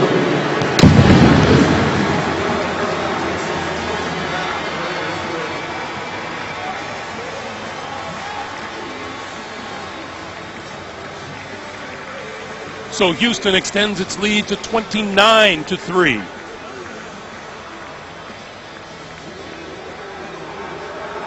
Well, since Wade Phillips got to Houston, this defense, one of their trademarks is batting passes. In the Miami game, there was one batted. There's J.J. Watt getting a Ryan Tannehill pass again. And then today, there's the deflection by Watt to Joseph. That's a touchdown. There goes another one by Watt. It's just been one after the other. And Wade Phillips, do you remember how bad the Houston defense was 3 years ago? It was historically bad. Their pass defense was one of the worst the NFL had ever seen. And Wade Phillips comes in, the Houston native, and what a turnaround. Wade now in his 2nd year. It is talk about a night and day difference. And they're doing it today without Brian Cushing, as we documented earlier. The Texans have held Baltimore to 4 first downs and 82 total yards in the first half. And the little squib is picked off by Laquan Williams, and that will do it for the end of the first half. That's the end of the first half. All Houston, much to the delight of the fans here in Reliance Stadium. 29-3. Back with the Verizon halftime report after this message and a word from your local station.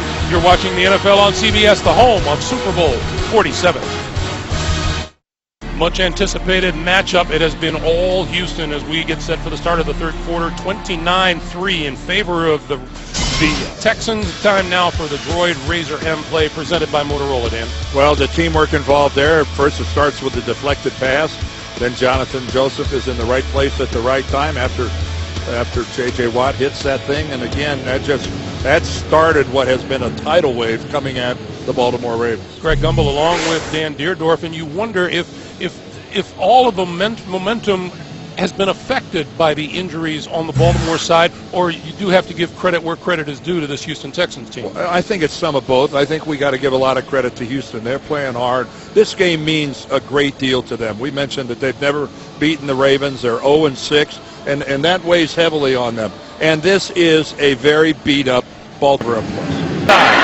Running room out across the 25 to about the 27, maybe the 27-yard line. Well, when you look at these halftime stats, time of possession. Well, I mean, look at the total: 82 total yards, only 4 first downs. The Houston team has possessed the football, and the Ravens have not converted a single third down. They're 0 for 7 on third down. And there's some good news for the Ravens. Haloti Ngata is back. They really need his presence inside. On first down here is Ray Rice, and Rice with a couple, but there is J.J. Watt making the play on defense. And again, I don't know how it can get a whole lot better. I mean, a whole lot worse than that. 8-play drive. I mean, to start it off, everything looked nice and smooth. And from then, look at the longest drive they had after that was 5 plays, and that ends with an interception.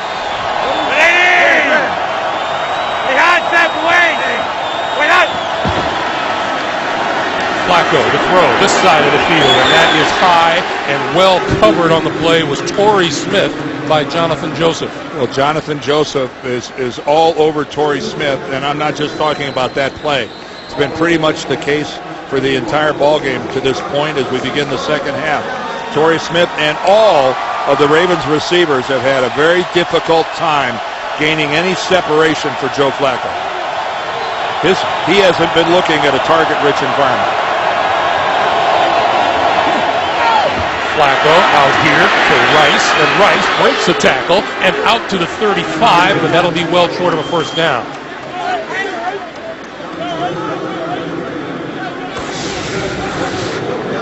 Well, again, Ray Rice can turn these into big plays.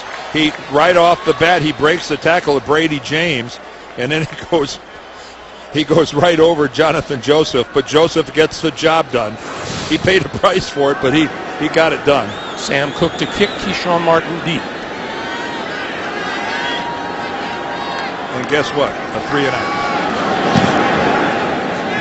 Nice kick by Cook from the 8-yard line. Martin dodging tackles inside his own 10 is not going to break free. 13:20 to play. We're just underway here in the second half. Matt Schaub on offense after this. A good look at Haloti Ngata, and there is a stunning number. Most points allowed in a first half in 5 years. Marion Foster in the backfield. Foster gets the handoff, and Foster with running room across the 15 to about the 17-yard line. Well, there's a typical look at that zone blocking scheme of the Houston Texans, where the running back doesn't know where the hole's going to be. He just looks, and more often than not, there's a cutback, and he cuts all the way back. Owen Daniels is the tight end to the far side. who ends up doing the block on the edge. Starting the series of downs, Terrell Suggs is on the sidelines, Dan. Under pressure, Shaw goes down back at the 7-yard line. And that's Kerry Williams. Well, Dean Peace coming with the defensive coordinator comes with a corner blitz. And this is where they really miss Webb, because Webb was really their best blitzer. But this time Kerry Williams takes advantage of the fact that Matt Schaub just doesn't have a clue that he's coming. Here's Dean Peace. Chuck Pagano, the coordinator last year, of course, the head coach of the Colts. And 3rd and 12, Terrell Suggs back onto the field. Fighting his battle with leukemia, and we all wish him well.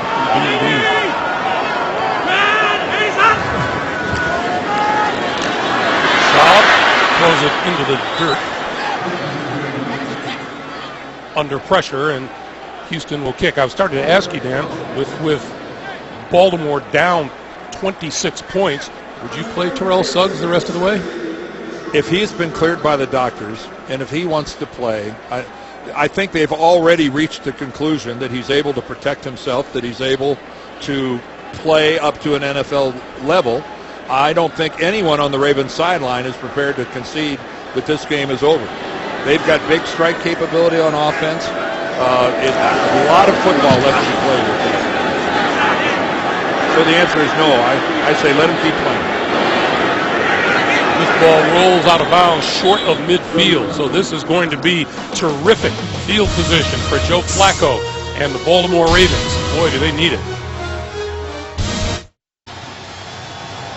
Back at Reliance Stadium coming up on Halloween in the not too distant future. This is an opportunity for these Baltimore Ravens. Good field position. If you want to get back in the game, you cannot squander this.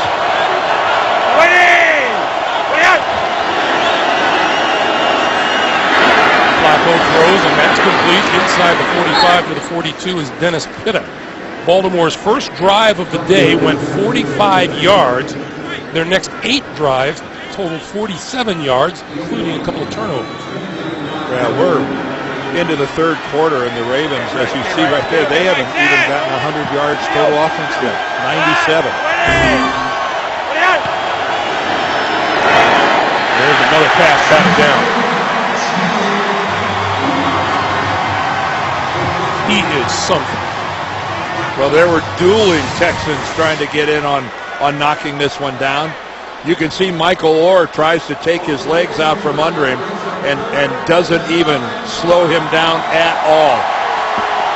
And Michael Orr has got to do a better job of getting in to the body and the legs of J.J. Watt. That's making it way too easy. 0 for 8 on 3rd down today. Going deep, far side of the field, 0 for 9 on 3rd down. Oh, yeah, there's a flag. I don't think there's any question that Jonathan Joseph interfered with Torrey Smith. He put his hands up at the end to try to say, oh, not me, but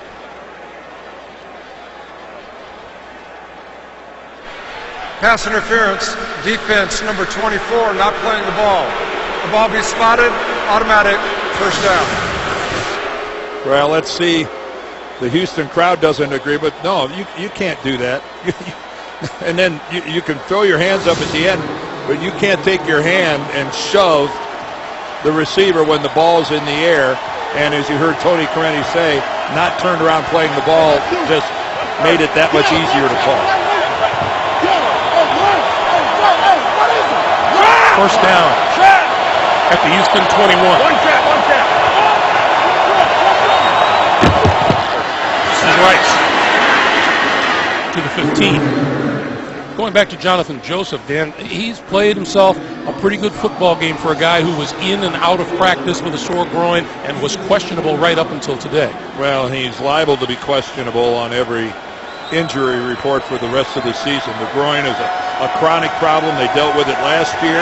He made the Pro Bowl, but the groin is an ongoing issue with Jonathan Joseph. First trip to the red zone today for Baltimore. 2nd and 4.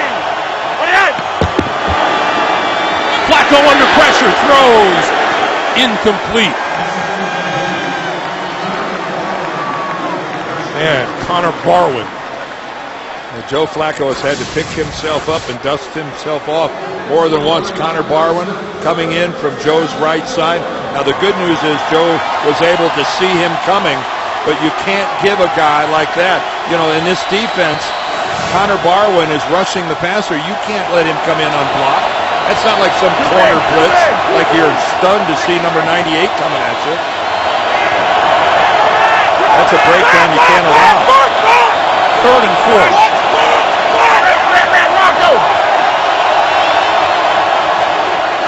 Quick pass, outside, complete, inside the 10, 5, touchdown, Camden Doss. Hey, this has got a chance of becoming a football game. 19 points if this is a successful extra point attempt. If this is good, 19 points. That is not that big a deal with as much time as there is in this game. Great job by Marshall Yanda getting out in front of there, Pitta. That is exactly the way you draw it up on paper. First of his career for Camden Doss, the second-year receiver out of Indiana.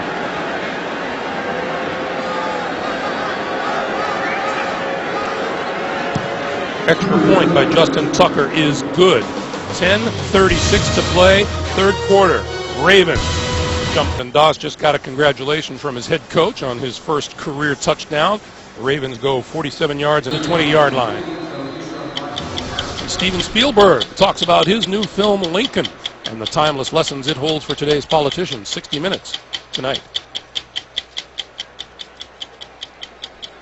Well, we talked about 19 points not being insurmountable when you've got a big strike offense.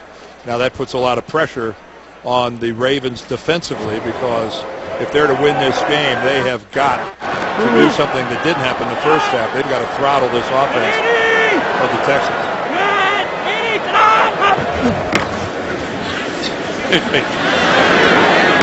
Diving catch made across the 30-yard line by Andre Johnson. Let's go back to that touchdown.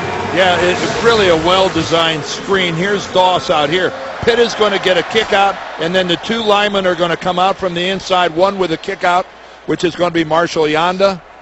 See 73 and 77, and then Burke peels back to the inside. I mean, really, that is exactly the way the coaches laid it out. You don't want any part of a guy like Marshall Yanda coming at you full speed, do you? No, Pro Bowler last year, deservedly so. Foster tripped up at the 30-yard line. Hit and brought down by the rookie, Courtney Upshaw. And we got a scuffle out at the 40.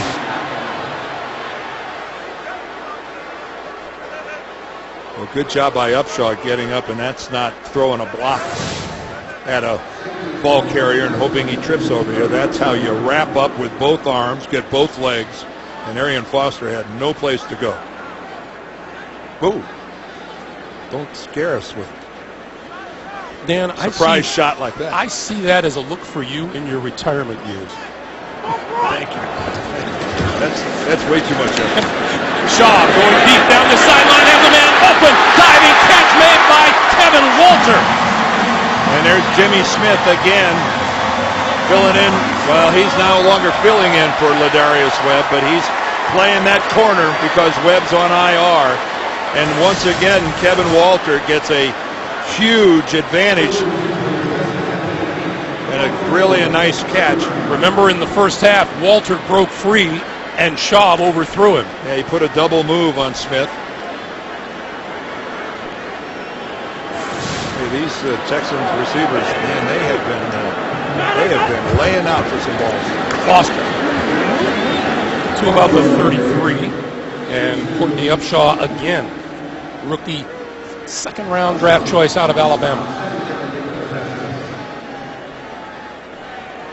Again, you know, there's just so many people not there on the Baltimore side of the ball. And there's Terrell Suggs, who surprised everybody with how much he's playing today. But, I mean, we're talking Corey Reddings in Indianapolis, Jarrett Johnson's in San Diego, Webb, Lewis on IR.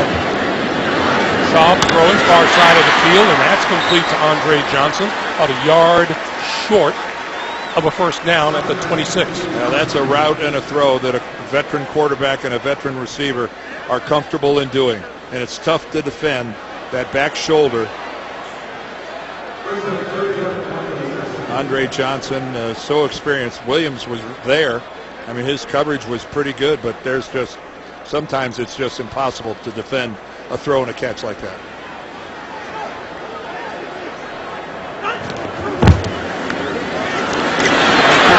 Foster left side to the 21 and a first down. Yeah, here is backing up what I was talking about. You look at the bottom there, Kelechi Osemele, he went out in the first half with an ankle injury, and luckily they said the x-rays were negative. Ed Reed, he's fighting through that shoulder injury. Same with Haloti Ngata with his MCL in his right knee. Terrell Suggs, he's back, and that is nothing but good news for Baltimore and what has been pretty much a sea of bad news on the defensive side of the ball. Foster again avoids a tackler in the backfield, dives across the 20 to about the 18, and we get a penalty marker. Holding, offense, number 55. 5-yard penalty, repeat, first down. That's the center, Chris Myers, and there is Kelechi Osemele. He's still got his shoulder pads on, still into the game, still. That is great news. That is good to see. Have the replay of him going down where he had 3 or 4 bodies fall on his leg and where it was trapped underneath. It didn't look good. That's a really good sign right there. Even if he's not coming back into the game, he's sitting there learning. Darn right, that's a good sign. First and 20 now. Shaw with time. Far side of the field to Garrett Graham, and Shaw really spreading it out and finding receivers all over the place. And Joe Flacco's got to be watching this from the other sideline going, how come my guys aren't as wide open as the guys in red? Obviously, Joe's not watching it. He's on the phone. But the reality of it is that the Houston receivers are giving Matt Schaub a lot of very attractive targets. He's able to go through his progression, and more often than not, he's finding one of them pretty open. 12-yard pickup, 2nd and 8.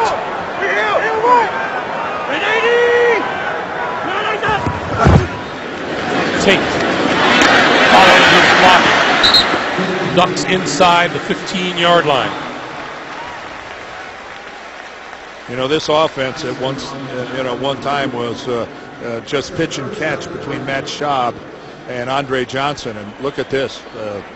He's working it around. Now, Arian Foster, who's normally a pretty good part of the passing game, hasn't been involved here today. Only one completion to a running back all day. Foster and Tate both are very good receivers out of the back. Terrell Suggs on the field for 3rd and 3. The pitch for Foster. Foster, nowhere to go, changes direction, going the other way. 15, 10, out of bounds at about the 8.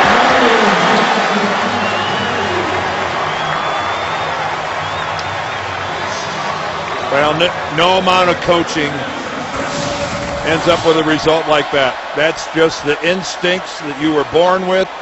And Arian Foster able to cut all the way back across the field. That doesn't work very often in the NFL. And here comes Matt Schaub. He's eyeballing Terrell Suggs and goes, I'm only kidding. I'm only kidding. That doesn't work very often in this league, going all the way back across the field. 1st and goal from the 7. Tate to 5.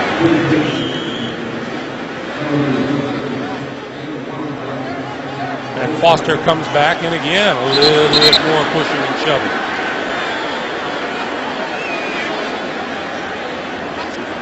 And Bernard Pollard, you see his head bobbing up and down as he lets his feelings be known. Well, no one in their right mind is going to think that the Baltimore Ravens are going to enjoy what's been happening here. All right, let's take a look at this. Well, okay, McClellan. Kevin, is that Kevin Walter that did that? Ooh, he kind of threw a punch from flat on his back when he got driven in there by McClellan on a good legal play. On 2nd and goal, Foster tiptoeing his way to the goal line, and he appears to be just short of the end zone.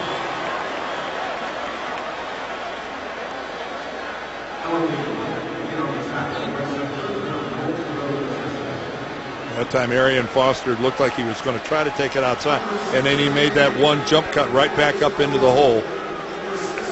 Fourth time for Houston in the red zone today. They have a touchdown and 2 field goals to show for their previous 3 trips.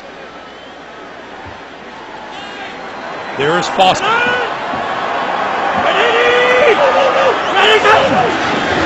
Foster. Touchdown.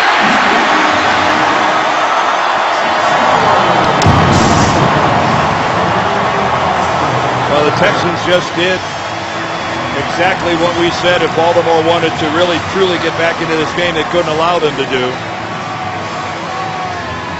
That's what really good football teams do. They come, when you score on them, they answer by coming right back at you. And that's what this club from Houston just did. Foster extends his team record. Touchdown in a 9th consecutive regular season game. He's got 42 touchdowns now in 42 career games. Because the point is good. Just under 3 minutes to play in the third. One of the things we emphasized at the start of this, up to about the 25-yard line. If head-to-head competition comes into play, this is a big game for the winner today.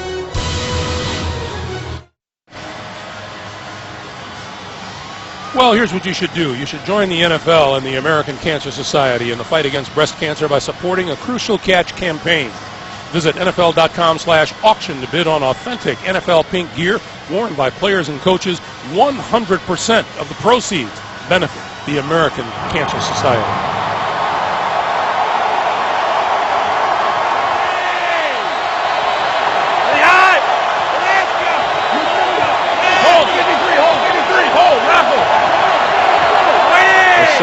Assembly back in the lineup on the field. Out there right tackle. That pass is complete out across the 35 into the 40 to Torrey Smith. There is Assembly. Boy, that is really good news for the Ravens that his ankle is to the point where he's able to come back out. Nice job there, coming off your primary responsibility and then floating off and picking up the guy coming off the edge. Got out on Connor Barwin enough to keep him away from his quarterback. Rice. For no gain at all. And we come up on 2 minutes to play here in the third quarter. Ray Rice so good at making people miss. He's averaging almost 5 yards of carry. Just falling behind like this, it just doesn't lend yourself to really just going after the running game. Short drop, Flacco throws and hits his man. That is Pitta. And he is out very close to a first down at midfield. And they will spot that just about half a yard short of a first down. It'll be third and less than 1. And this is really an up-tempo, no huddle. And Flacco will grab the first down there.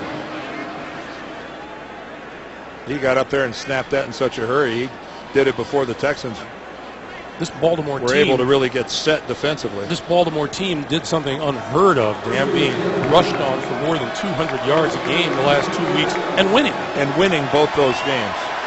It's when you give up 200 yards rushing, you have a 1 in 10 chance of winning the game. They did it back-to-back weeks.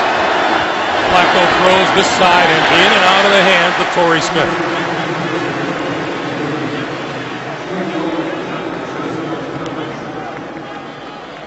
Torrey Smith had to spin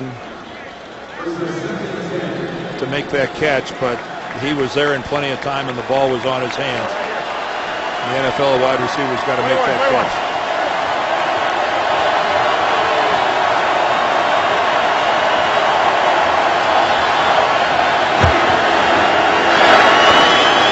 Flacco throwing on the outside, and that catch is made by Jacoby Jones.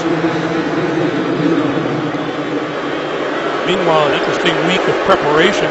Gary Kubiak told us it's been 3 tough weeks of preparation for them, starting with the Jets and then Green Bay and Baltimore, talking about the kinds of defenses that they were getting ready to face, and Joe Flacco carries for the first down.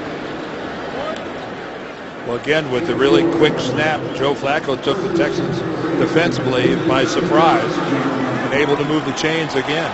And that will bring us to the end of the third quarter. Joe Flacco trying to get the Ravens on the board again. 36-10. We're back after this message and a word from your local station. This is the NFL on CBS, the home of Super Bowl 47. Welcome back to Houston, along with our producer Mark Wolf, our director Bob Fishman, and the rest of our terrific CBS Sports crew. Greg Gumbel, Dan Deerdorf. 36-10, Houston, as we start the fourth quarter.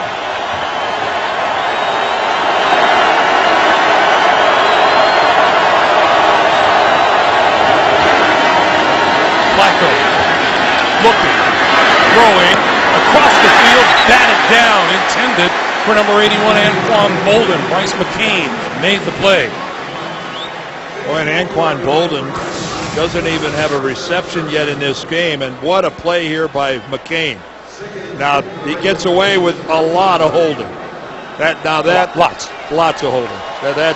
There were probably 2 or 3 different occasions there where you could have thrown a flag on Bryce McCain. Hey! Rice back into the game on 2nd and 10. And out to the near side, that is caught by Bolden, his first catch of the day, and we get a flag.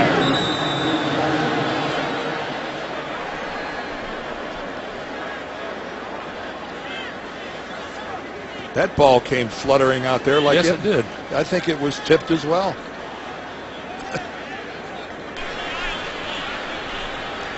Pass interference, offense, number 84. 10-yard penalty, repeat, second down. Ed Dixon, the tight end. Let's see who gets a hand on this one. Oh, well, now even defensive backs are getting involved. Glover Quinn decides that he'll get in there, but it ends up being a completion. But doesn't matter, offensive interference called on Dixon. And that takes his reception away. Baltimore, 66 yards in penalties today. And 55 yards rushing.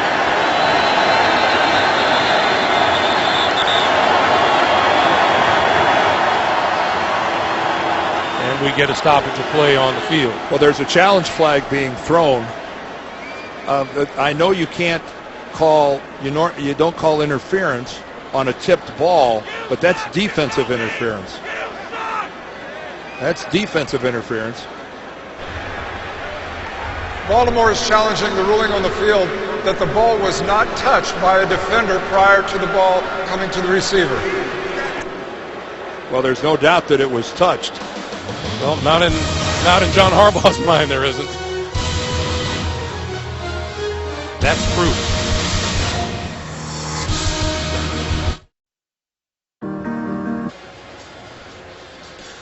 Well, welcome back to Houston, and here's what has happened while you were away. Tony Correnti says he is now aware that that ball was tipped and has gone under the hood.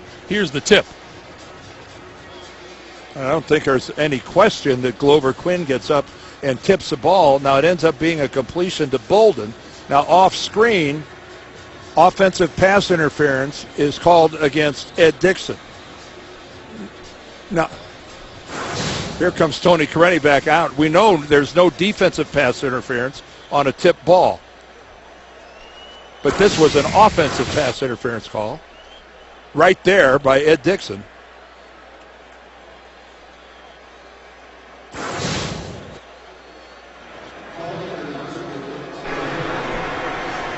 There was no challenge by Baltimore as information on the field was given that the ball had been tipped at the line of scrimmage, therefore no offensive pass interference. The pass is complete, result third down at the 28-yard line. Baltimore is not charged with a timeout. Well, it took quite a while for him to sort this out. So the tip ball negates offensive pass interference as well. It took Correnti and the replay official upstairs a little time to figure it out, but end result 3rd and 3 at the Houston 28-yard line. Ho! 38! comes the blitz. Quick pass, incomplete. Dennis Pitta was the nearest receiver.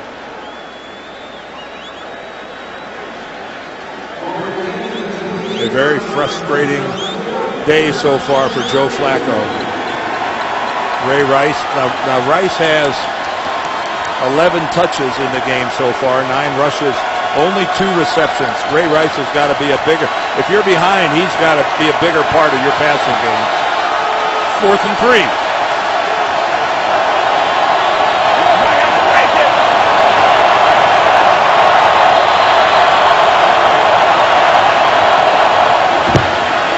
Flacco throwing this side, incomplete. Penalty flag. They're going to get Jonathan Joseph. Torrey Smith, the intended receiver. Looked like he came over the top on Torrey Smith. Pass interference, defense number 24. Automatic first down. Jonathan Joseph is a very aggressive corner. Well, if it happened prior to that. There was no contact in what we saw right there.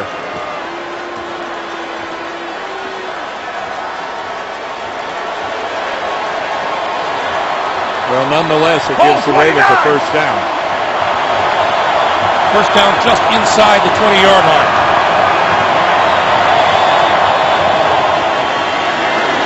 Flacco under pressure and down at the 27-yard line. Number 94, Antonio Smith. Well, we've seen this little game before. Antonio Smith up top. He's going to work back to the inside, and he just gets underneath Michael Orr. Matt Burke isn't able to come over in time because Michael Orr is tied up with another defender.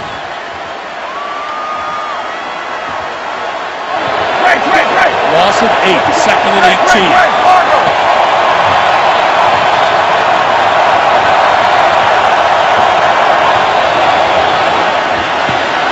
Flacco under pressure again and goes down again, and again it's Antonio Smith.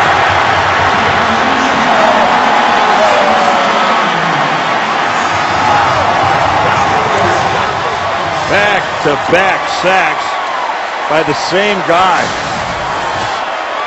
Again, just working from his defensive tackle position. That time he just completely goes around Bobby Williams. He looks to the outside. Did you see that head fake? And Bobby Williams doesn't get any part of Antonio Smith. He gave a head fake that Bobby Williams, it just throws Williams. Flacco has been sacked 4 times. 3rd and 27. On the move and just looking to throw it away.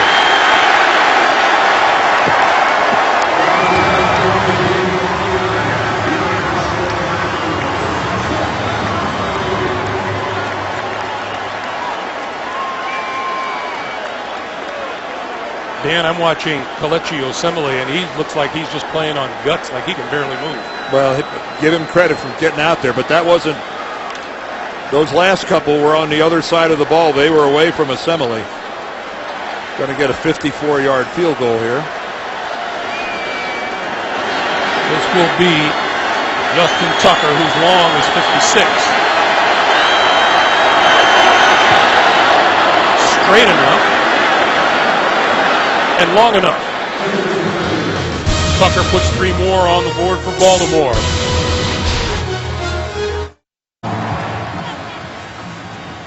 .23 to play in the 4th quarter. Houston's lead is 36-13. The Texans trying to make their first ever win over the Ravens a memorable one.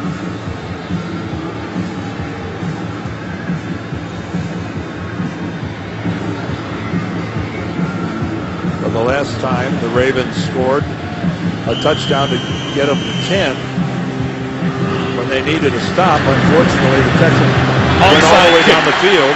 Onside kick, and it's grabbed by Brian Bremen of the Texans. I mean, directly to him. Bremen didn't even have to move. Wednesday, So the onside kick doesn't work. Houston with the ball now at the Baltimore 44. John Harbaugh trying anything and everything to shake it up.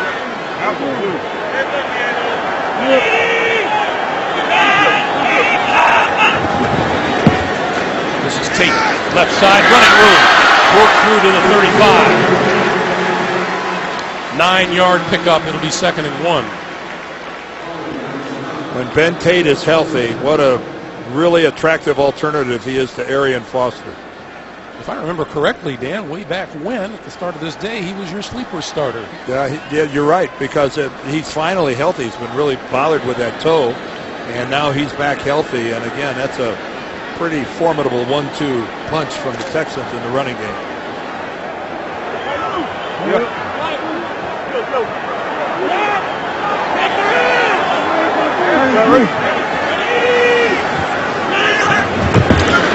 On 2nd and 1, Tate gets the first down and more.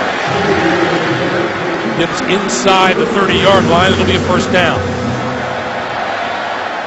Well, the Texans are in their element now, hammering away with the running game. Terrell Suggs is on the field for Baltimore. There he is. I talked to a lot of NFL people and a lot of observers, and I don't think anybody saw him taking this many snaps. He's played 30 plays already in this game. It's a credit to number 55. Yes, it is. This is Arian Foster. To the outside. A little stop and go. Brought down by Bernard Pollard. I'll finish it up by saying it's a credit to 55. It's a credit to the doctors and to the training staff of the Ravens as well. Again, Arian Foster today has made a couple sensational cuts. He has taken it where the Ravens were not expecting it. And again, that takes good, there's got to be some good solid blocks up front to allow you to completely change direction like that. Nobody's getting upfield to cut off, the cutback, and Foster's taking advantage of it. On first down from the 14. Foster to the 12, and Foster coming off now. Granted, against Green Bay, this Houston team was playing from behind and was throwing an awful lot, but still, last week he had just 29 yards rushing against the Packers. Not the kind of game that the Houston Texans want out of Arian Foster. No. But then again, they were playing from behind in that game because of the fact that Aaron Rodgers just put on a clinic. 6 touchdown passes, no interceptions. That's little radar lock that night. Not a bad day's work. 2nd and 8. Foster out, Tate in. Tate gets handed off, breaks it to the outside, to the 10, to the 5, knocked out of bounds at about 3. Pollard and Ed Reed. And Ed Reed is still down. Yes. And Bernard Pollard hasn't gotten up yet either.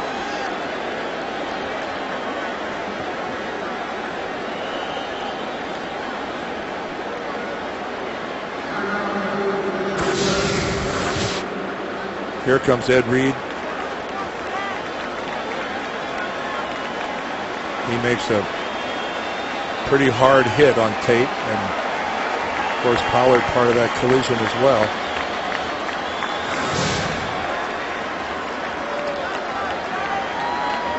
There's Ed Reed, and as all of you know, with a bad shoulder, they're looking at his ribs and they're pressing around in his midsection. Suffered the labrum tear in the game against New England and has been taking treatment for it every day.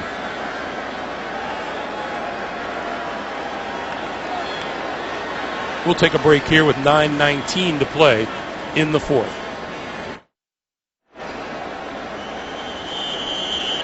Welcome back to Houston, everybody. There's Ed Reed. I want you to look at him when he lands. His right ribs are going to land on the back of Ben Tate's legs right there.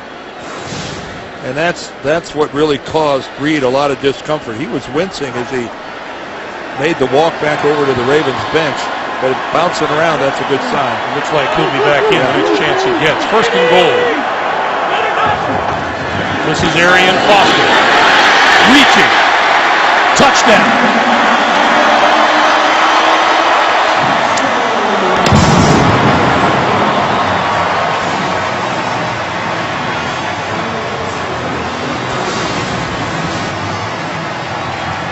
Well, the Texans are really putting an exclamation point on this with some old-fashioned power football. Out of the old I formation, nothing more than just follow the fullback into the hole. And Arian Foster able to reach the football across. Again, like all scoring plays, it's being looked at upstairs, and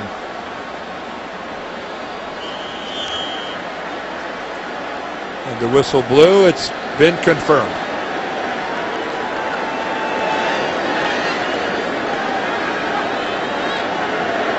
Shane Graham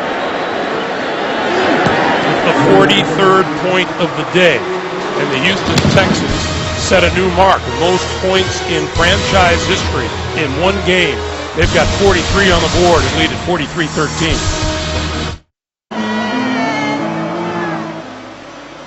Not a number that John Harbaugh wants to see. First time his Ravens have allowed 40 points in 73 games. Jacoby Jones going to run this one out of the end zone. Walker on the left side, out across the 25, out to about the 28-yard line. It's a doubleheader Sunday here on CBS. And coming up next, Mark Sanchez and New York Jets matching up with Tom Brady and the New England Patriots in an AFC East tiebreaker, or the Jacksonville Jaguars out in Oakland against the Raiders. Check your local listings for the game in your area.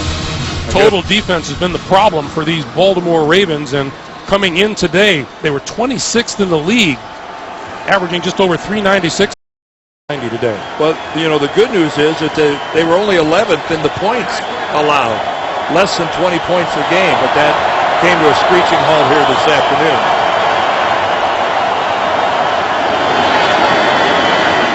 Little screen to Pitta.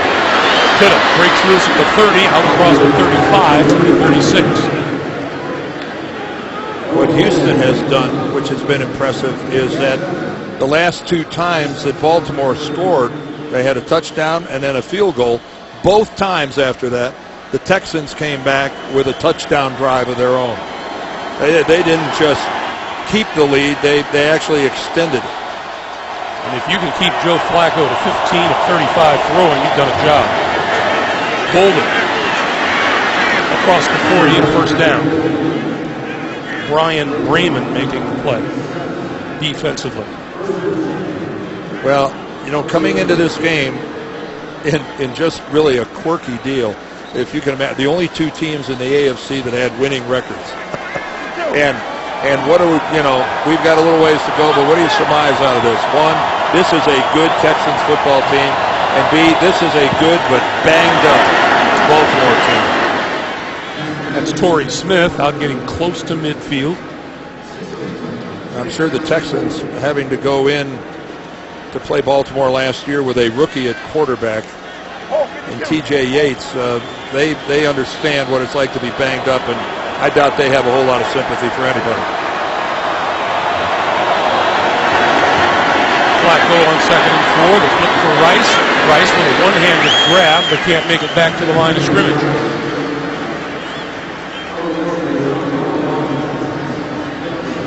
It's a big strike Baltimore team, and you can see that has been completely taken away today. And you know what? Wade Phillips deserves some credit. And we made mention of it earlier, Dan, but if this playoff matchup, should it happen, it's a big deal if you don't have to play the Ravens in Baltimore. They are tough. It might be the best home field. Might be the best home field in the NFL. 3rd and 6. Flacco throwing over the middle, inside the 45-yard line to Bolden for a first down. 6:20 to play here in the 4th.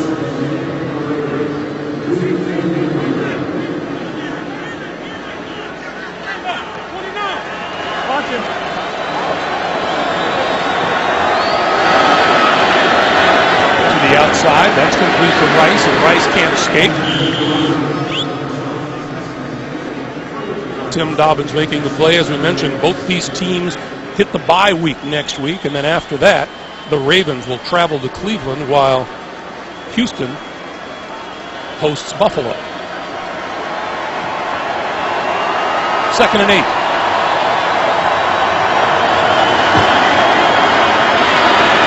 Rice again.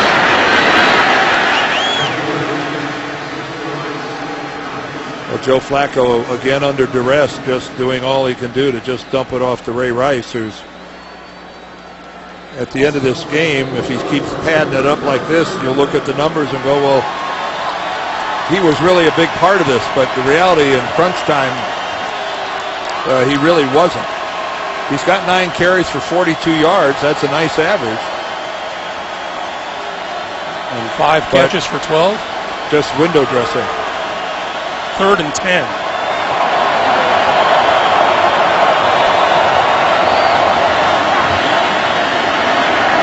Going deep for Torrey Smith. Diving at the end zone line. It's incomplete. Troy Nolan recovering.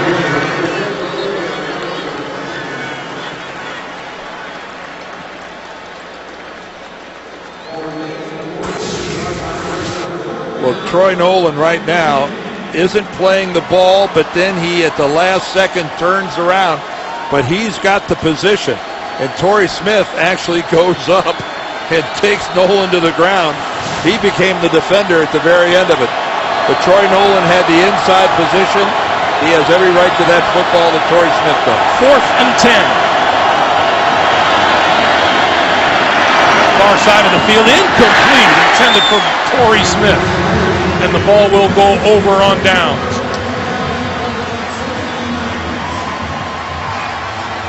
And just a tough day. There's Torrey Smith at the top. And again, just working against Kareem Jackson. Jackson almost conceding the completion. If you could get the ball there. Giving a big cushion, and the Ravens unable to convert. Gary Kubiak told us yesterday we got beat across the board last week, and we got it handed to us as a team. They've come out today with a purpose. Justin Forsett in the backfield. And Forsett with running room on the right side out to about the 48-yard line. Well, if there is a positive for the Ravens, it has to be number 55. Back on the field way before anyone thought so. He started the game today, got in on a play. He comes in, keeps grinding, ends up getting a sack on Matt Schaub. Here he comes back. Schaub barely gets it away before Terrell drags him to the ground. And 31 plays today. I didn't think it was possible. It is a real testament to what kind of toughness Terrell Suggs has. On 2nd and 6, this is Forsett again across midfield to about the 48-yard line. Greg, you mentioned Houston and really getting it put to them by Green Bay. Everybody realizes that, if you're the Baltimore Ravens, that's the last thing you wanted to see happen, was having to go play a team that got embarrassed the week before. Because at their place. Yeah, and that even makes it worse that it was at home.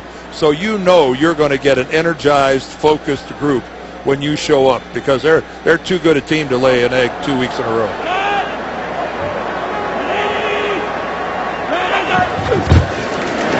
Forsett on 3rd and 2, turning the corner, 1st down, yardage, and then some. Inside the 40 to about the 37-yard line as we come up on 3 minutes to play.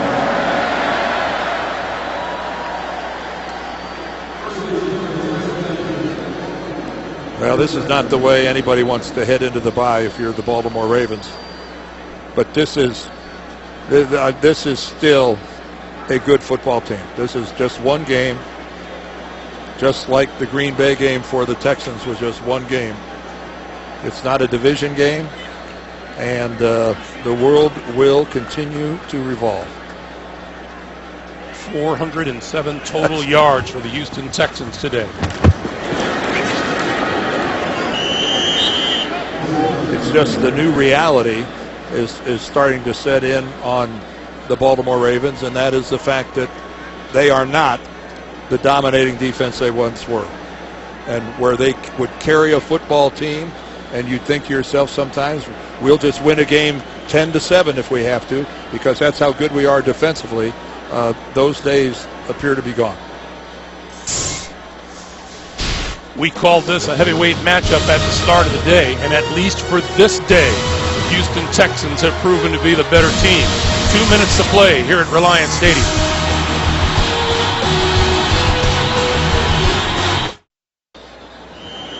With 2 minutes to play, we remind you, coming up next, either the Jets in New England or Jacksonville against the Raiders here on CBS.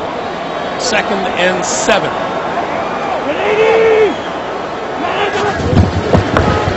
Forsett coming to the near side and fighting to stay in bounds. Recent history shows that if you have the best record in the AFC through 7 weeks of the NFL season, your year turns out pretty good. You can see 5 of the last 6 years that is held up to be true. Doesn't mean you're going to win the Super Bowl, but you get there.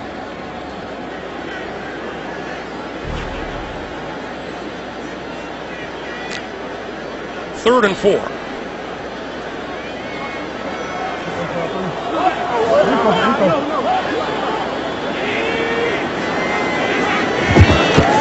And once again, it's Forsett. And Forsett with a first down inside the 25. And there is the head man, Houston Texans, Bob McNair. Who I think showed tremendous vision and patience staying with Gary Kubiak as head coach. He has really put together a good organization. And this town is football crazy. Deservedly so. This was a good football team last year. Injury began to take its toll. That'll put the cap on a big Houston victory. For the first time, the Houston Texans have beaten the Baltimore Ravens. 7th try is the charm. As the final seconds tick away. The Houston Texans 43, the Baltimore Ravens 13. Coming up next, doubleheader action. Jets, Patriots, or Jaguars, Raiders. For Dan Deardorff, for all of us here at CBS, Greg Gumbel saying so long from Houston. You've been watching the NFL on CBS. Coming up, the NFL Today update presented by Farmers Insurance.